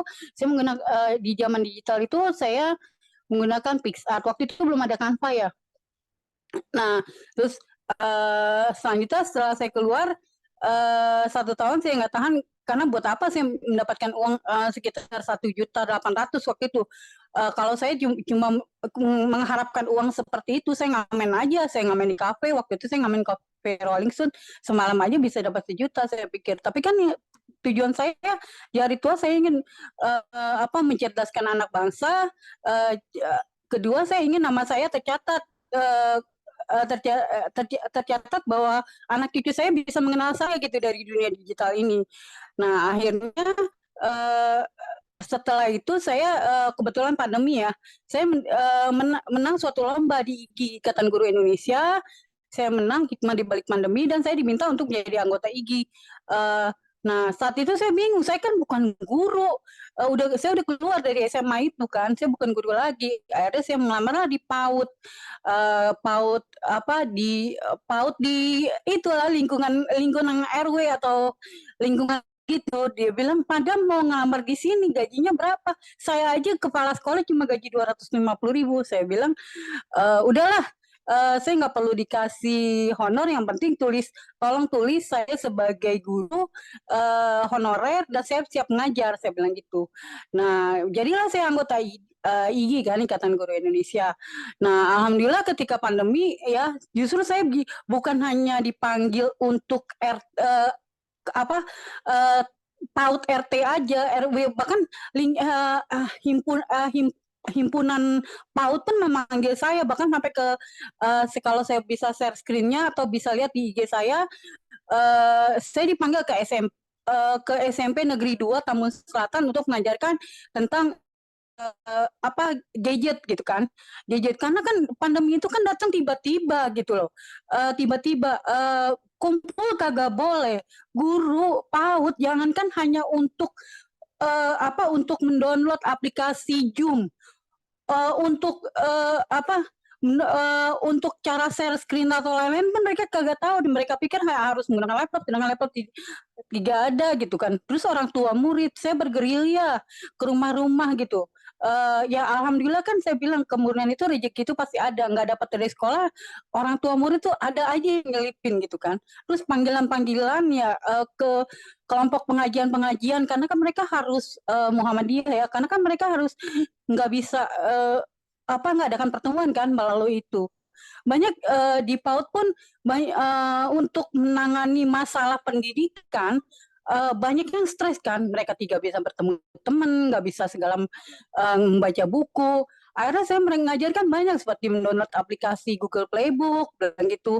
Terus guru-guru saya ajarin untuk blogger ya, karena kan kalau dari WA aja kan nggak bisa nyampur antara foto, video dan tulisan. Nah, akhirnya saya minta bantuan support dari IGI untuk membuat acara sendiri namanya Roadblock to Book Attribute. Jadi saya buat itu dengan disponsorin oleh, kebetulan ada orang ADPI juga, Pak Tamrin Dahlan ya, dia yang membiayai untuk ISBN dan penyediaan Zoom-nya. Narasumbernya pun alhamdulillah semua orang-orang pinter ya, salah satunya Pak Yanuar Syukur gitu. Itu nggak dibayar, sukarela. Jadi saya benar-benar perjuangkan acara itu selama 2 tahun untuk mengajarkan para guru-guru. Dan mereka itu stratanya jauh lebih tinggi dari saya, karena mereka S2 ya, sementara kan saya cuma di IKIP aja kan. Terus ada ya, bahkan ada yang dokter juga gitu kan.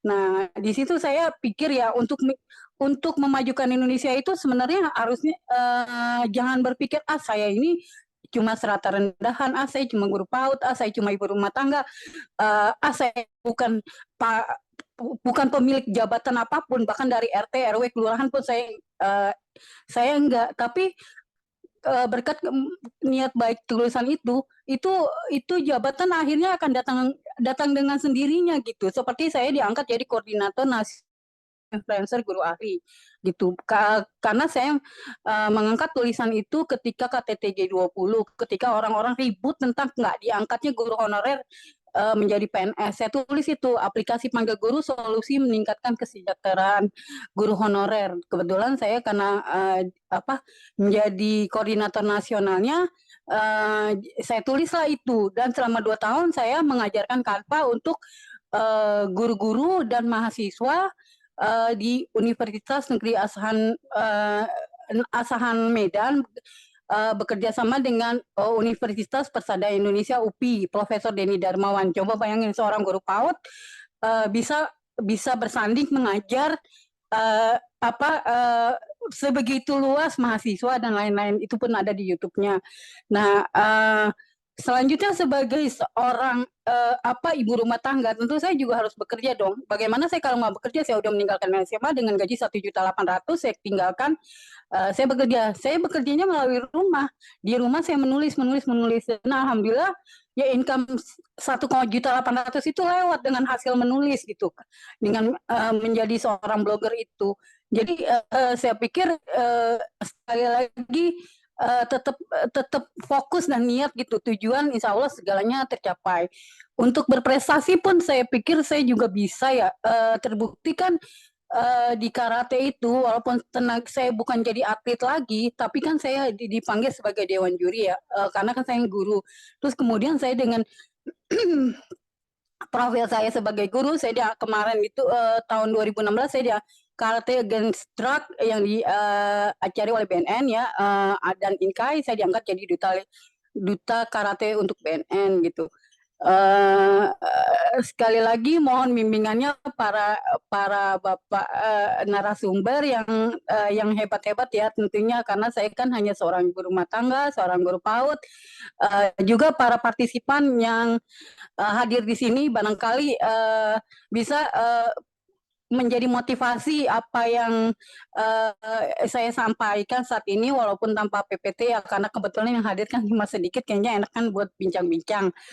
Saya juga selain penulis G20, buku saya ada lagi dengan Dahlan Iskan ya, 70 tahun Tamrin Dahlan. Saya ada musik komposer, saya juga buat bikin buku biografi Insinyur Ramlan Tambunan Putra Labura, seorang rektor di Universitas Negeri Asahan dan ITM, Institut Teknologi Medan. Saya buat itu karena kebetulan secara tidak sengaja omong-omong ternyata dia itu dari daerah terpencilnya Pulau Sumatera Utara di Labura, ternyata dia bisa menjadi rektor dan 2 kali lagi dan mendapat beasiswa. Itu yang mendorong saya untuk, Pak, boleh gak sih saya bikin biografi Bapak gitu. Jadi saya yang istilahnya ngejar duluan gitu, karena saya pikir saya bukan siapa-siapa, saya harus cari momen kesempatan apapun, saya nggak mikirkan uang, karena uang itu kan akhirnya datang dengan sendirinya gitu. Terima kasih untuk para partisipan yang sudah mendengarkan saya, para narasumber yang hebat, dan Presiden RPI Yanuardi Syukur yang selalu mendukung semua cita-cita saya untuk menjadi cita-cita saya di hari tua ini untuk maju, dan Pak Askar yang baru berkenal tapi sudah support saya. Terima kasih. Untuk pertanyaan silakan. Terima kasih Madam Hedi atas refleksinya. Jadi memang Madam Hedi seperti kita tahu secara usia tentu cukup jauh dari usia saya yang kelahiran 92. Beliau lahir 1969 yang masuk di kategori baby boomers. Namun demikian tentu berapapun umur kita, yang terpenting adalah semangat kita. Utamanya tahun ini kita memperingati HUT ke-78 Republik Indonesia dengan tema Terus Melaju untuk Indonesia Maju. Baik, sebelum kita melangkah ke acara selanjutnya, izinkan saya mengucapkan terima kasih kepada para support, para pendukung acara, diantaranya Nasaruddin Umar Office Sulawesi Selatan, Center for Digital and Global Studies, Universitas Inspirasi Malam, dan juga Melintas ID. Jadi terima kasih atas dukungan sehingga kegiatan dengan perkumpulan Rumah Produktif Indonesia ini dapat terlaksana. Baik, saya izin untuk spotlight kepada seluruh narasumber yang telah presentasi tadi dari Bapak Dr. Riantori, Bapak Asriyadi, Bapak Farudin Ahmad, dan Madam Hedi. Baik. Oke. Mungkin dari peserta ada yang ingin menanyakan, bisa langsung berinteraksi dengan para narasumber kita pada malam hari ini.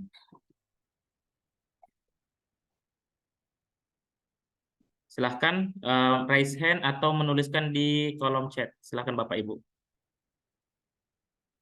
Ini kita sudah 4 layar. Madam Hedi tidak bisa menyalakan kamera karena faktor ini. Faktor koneksi, tidak apa-apa. Nanti silahkan kepada para peserta bisa menuliskan pertanyaan melalui kolom chat atau langsung menggunakan fitur raise hand pada reactions seperti ini. Ya baik, Ibu Yuniati Akbaria dari SMK Negeri 9. Baik, silakan Ibu Yuniati Akbaria, waktu dan tempat dipersilakan. Semarang, Mas Ahmad, SMK Negeri 4 Semarang. Baik, terima kasih. Assalamualaikum warahmatullahi wabarakatuh. Pertanyaan saya tujukan kepada Bapak Rianto tadi ya, begitu Bapak memaparkan, kemudian Mas Ahmad mengirimkan linknya, langsung saya buka. Pak, pertanyaan saya sebagai guru SMK ya Pak, tadi saya tertarik dengan diplomasi tangan di atas. Bagaimana saya bisa menyebarkan ya diplomasi tangan di atas itu kepada murid-murid saya yang terutama ya kelas 12 yang mestinya disiapkan untuk langsung bekerja, tapi ternyata mereka lebih banyak memilih untuk kuliah. Bagaimana ini? Kan ujung dari pendidikan kita itu mestinya kan kemandirian finansial, kemandirian sosial, dan kemandirian spiritual. Mestinya kan begitu ya Pak. Tapi ternyata sampai mereka masih tetap harus menjadi tanggungan keluarga, tanggungan negara sampai usia 23 tahun.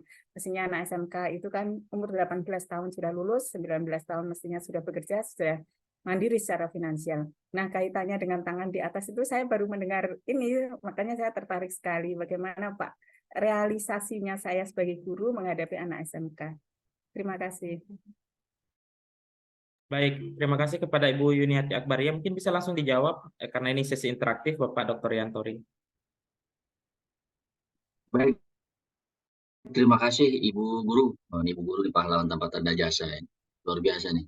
Negara kita ini mudah-mudahan ke depan akan ada perubahan paradigma terhadap para guru ya. Kalau di Eropa Utara itu guru-guru itu the best dipilih dari masyarakat dan gajinya di atas bos bank. Tapi di Indonesia disebutnya malah pahlawan tanpa tanda jasa segala macam gitu. Nah, pertanyaan itu menurut saya Bu, saya jawab dari kacamata HI saya ya. Tadi seperti saya singgung, HI ini HI kan ilmu sosial dasar. Apa yang terjadi di masyarakat itu kemudian bisa dielaborasi lebih lanjut dalam konteks internasional. Tapi esensinya sebenarnya di masyarakat gini Bu, hubungan antar individu ketika dia berkelompok dalam masyarakat itu hanya ada 2. Bahasa Indonesianya kerjasama atau konflik. Nah, ternyata kalau kita runut, kata kerjasama itu berasal dari bahasa Inggris kan ya, cooperation ya. Dan dilalahnya nih, ternyata kita punya loh bapak kerjasama Indonesia namanya Bung Hatta, yang kemudian mengejawantah menjadi namanya gerakan kooperasi. Nah, jawaban saya terhadap Ibu adalah kata kuncinya itu tadi. Bagaimana anak-anak kita ini ke depan supaya dia bisa mandiri adalah jangan biarkan dia bergerak sendiri. Udah nggak zaman. Zaman sekarang itu anak-anak harus diarahkan untuk berkolaborasi yang kemudian kaitannya dengan tadi berkooperasi. Jadi ketika dia mau berbuat sesuatu atau apapun, arahkan dia untuk berkooperasi. Kalau bisa syukur-syukur di sekolah Ibu tuh memang sudah ada institusi kooperasi. Saya sedang punya gerakan sama teman-teman saya ini sekarang untuk menghidupkan kembali gerakan kooperasi kita itu, karena itu luar biasa dahsyat sebenarnya itu koperasi itu. Cuma sayangnya belakangan ini kayak kata koperasi itu. Sementara kita punya Bapak, kemudian pertanyaan Ibu dengan diplomasi tangan di atas. Bagaimana kemudian, kalau diplomasi kan levelnya negara tadi saya bilang ya. On internasional kan aktornya itu negara. Bagaimana kemudian negara ini walaupun dalam kondisi susah, tetap bisa membantu bangsa lain. Karena dari sudut pandang agama juga barang siapa yang mau memudahkan urusan saudaranya, maka gak usah khawatir. Allah Tuhan pasti akan memudahkan jalannya, itu udah jaminan itu. Barang siapa memudahkan urusan saudaranya, maka pasti Allah dengan para tentara malaikatnya akan memudahkan urusan kita. Barang siapa mempersulit urusan saudaranya, itu saja akan terjadi hal yang sama terhadap dirinya. Nah, itu sebenarnya konsep HI, Bu. Itu diplomasi tangan di atas itu adalah bagaimana negara bisa membantu negara lain dengan harapan nanti akan terjadi timbal balik, suasana yang positif, kondusif sehingga saling membantu gitu. Walaupun memang kadar bantuannya itu tidak seberapa, tapi tidak semeter ya, nggak ada masalah. Nah, kalau dikaitkan tadi ke murid-murid Ibu, ya ajarkan saja kepada murid-murid Ibu itu hal yang kecil, bukan hal yang besar gitu. Bahwa kalau temannya kesulitan, bantu. Ada tugas yang pinter, bantuin temannya yang nggak pinter. Dibikin kelompok belajar. Dan yang lebih besarnya itu tadi, saya berharap Ibu bisa mengarahkan adik-adik kita ini untuk mulai berkooperasi. Jadi mungkin dia punya uang jajan, dikumpulkan bareng-bareng, ada ketuanya, dikelola, dan sebagainya semacam itu. Itu berkooperasi gitu dalam hal yang kecil. Yang kemudian nanti, kalau kemudian itu sudah menjadi culture dia, sudah menjadi budaya dia, insya Allah ke depan kita punya anak-anak yang keren, yang hebat gitu. Jadi bisa menempatkan posisi tangannya di atas, meskipun dia sendiri mungkin dalam kondisi yang sulit gitu, tapi dia masih berpikir untuk bagaimana bisa membantu sesama temannya. Nah, kalau budaya itu sudah masuk kepada pola pikir anak-anak kita, ya tentu saja nanti pasti akan ada berkahnya gitu. Saling membantu, saling membantu, saling membantu gitu. Menurut saya itu Bu yang saya bisa tekankan kalau buat level anak-anak kita ya. Tapi kalau buat level negara, kita memang sudah punya organisasinya, sudah punya instrumennya untuk melakukan diplomasi tangan di atas tadi, di level negara dan di level ada badan khusus yang tadi sudah saya kutip dari Pak Yusuf Kala, itu dari sejarah beliau. Pak Yusuf Kala mantan presiden kita, dan sekarang diteruskan. Baik, terima kasih Bapak Dr. Riantori. Sepertinya ya, sudah selesai Bapak. Pimpinannya koneksinya agak keuangan sudah mulai hidup. Terima kasih. Baik, terima kasih Bapak Dr. Riantori atas tanggapannya. Terima kasih juga kepada Bu Yuniati Akbaria dari SMK Negeri 4 Semarang atas pertanyaannya. Ini berhubung sudah mau pukul 8 waktu Indonesia Tengah dan juga pukul 7 waktu Indonesia Barat dan pukul 9 waktu Indonesia Timur. Saya persilahkan kepada para narasumber untuk memberikan closing statement kita pada teman kita Bincang Merdeka dalam rangka HUT ke-78 Indonesia. Saya kepada Bapak Dr. Riantori terlebih dahulu untuk memberikan closing statement-nya, Bapak.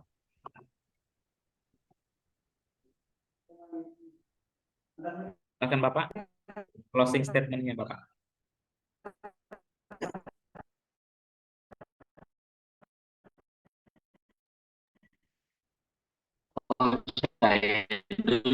Gitu ya. Ya Bapak, bisa closing statement-nya dari pertemuan kita Bincang Merdeka pada malam hari ini.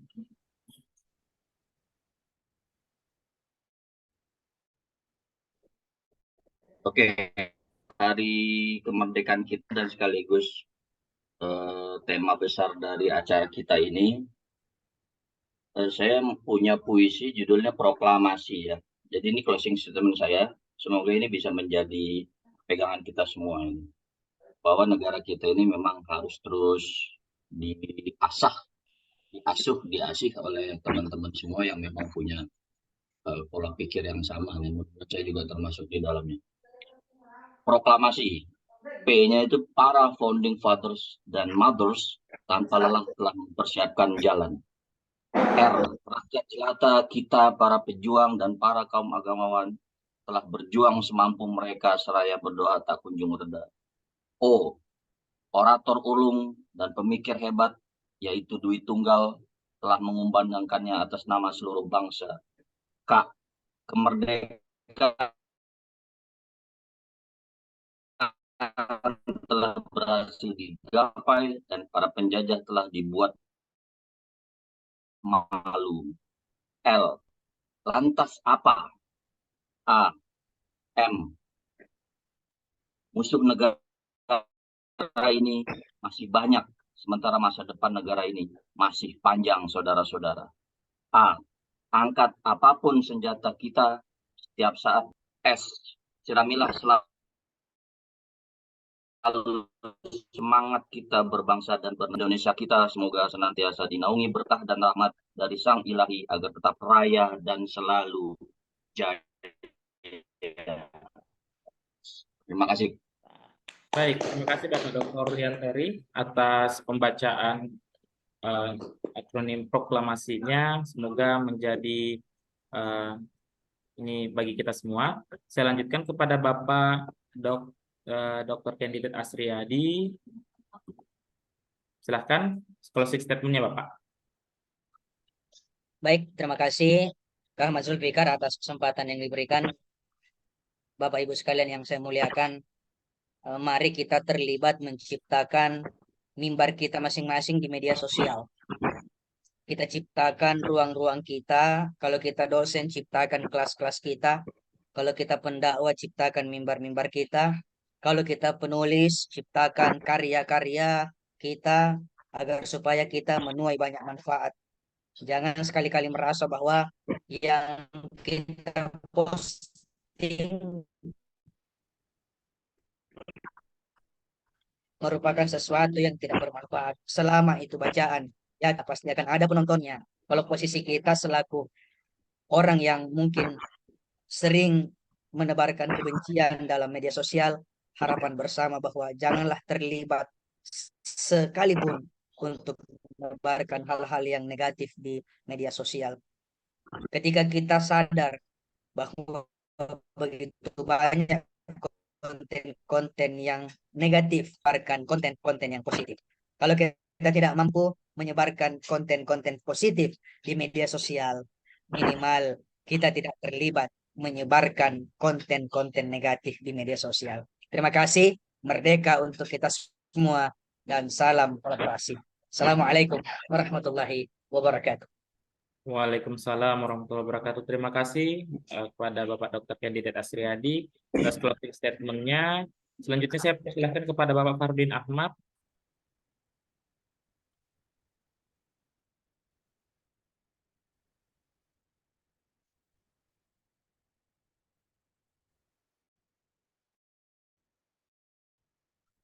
Bapak Fardin Ahmad, izin Bapak.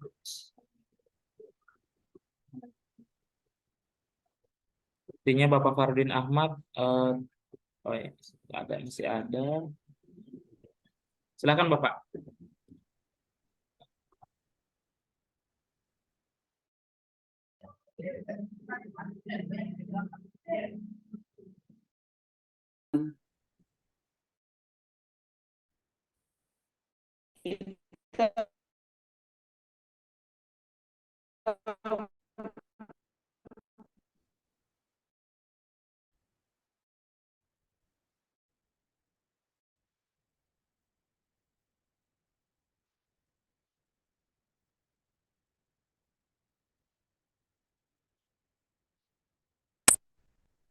Oh ya, tadi agak ini. Apakah ada gangguan koneksi Bapak?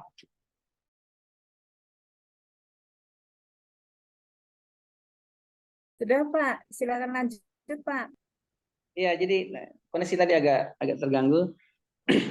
Bapak. Guru hebat yang terus belajar, guru hebat yang terus mengembangkan diri karena dunia berubah. Dunia berubah, pengetahuan berubah, atau pengetahuan terus dinamis seperti itu.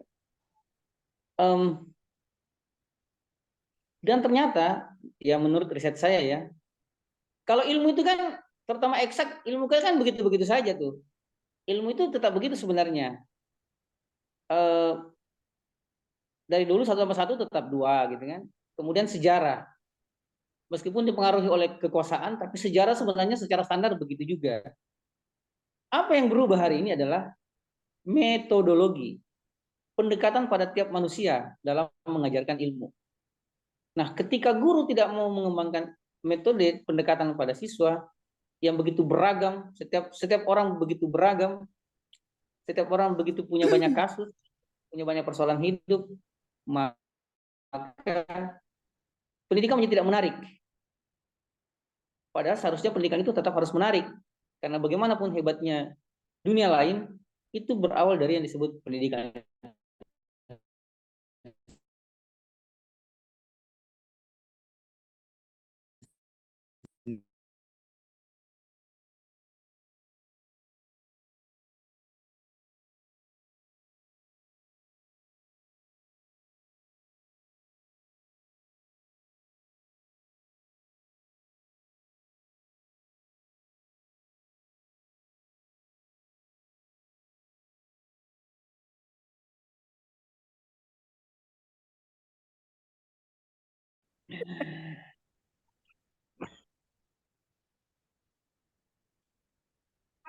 Silakan moderator.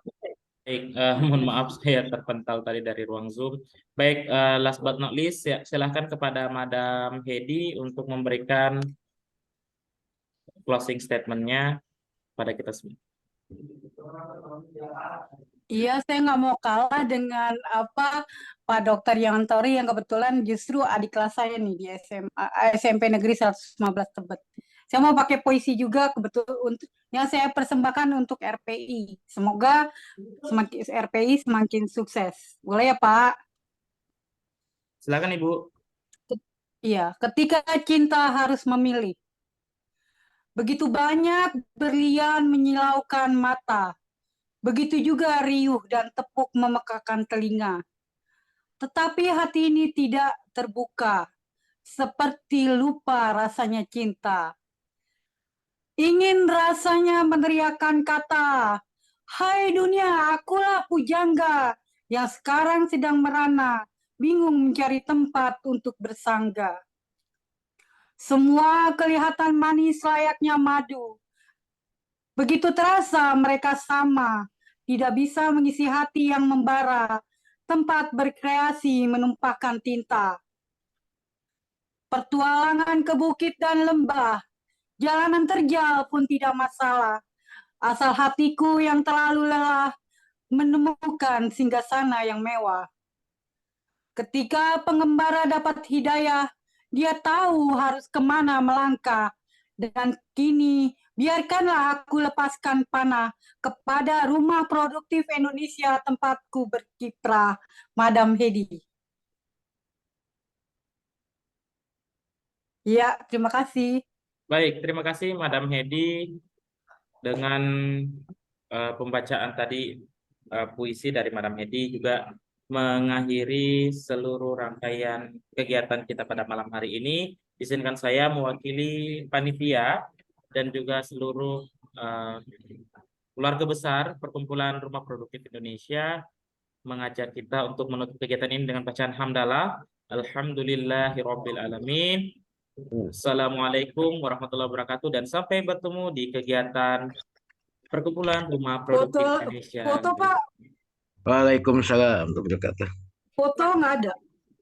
Terima kasih Bapak. Request kita mengambil foto karena kita cuma ber-15. Izin saya terima spotlight dulu terus ke galeri. Baik, mohon open kamera. Yang biru Pak Farbin Ahmad, yang satu udah. Baik, semuanya mengepalkan tangan, merdeka. 1, 2, Merdeka. Merdeka. Baik, terima Baik, kasih terima karena kasih semua teman. ini hanya satu halaman, jadi saya rasa demikian teman kita pada malam hari ini. Terima kasih atas fasilitas Zoom-nya dari Nazaruddin Umar Office Sulawesi Selatan, dan sampai bertemu di kegiatan kita yang lainnya. Terima kasih Bapak Ibu.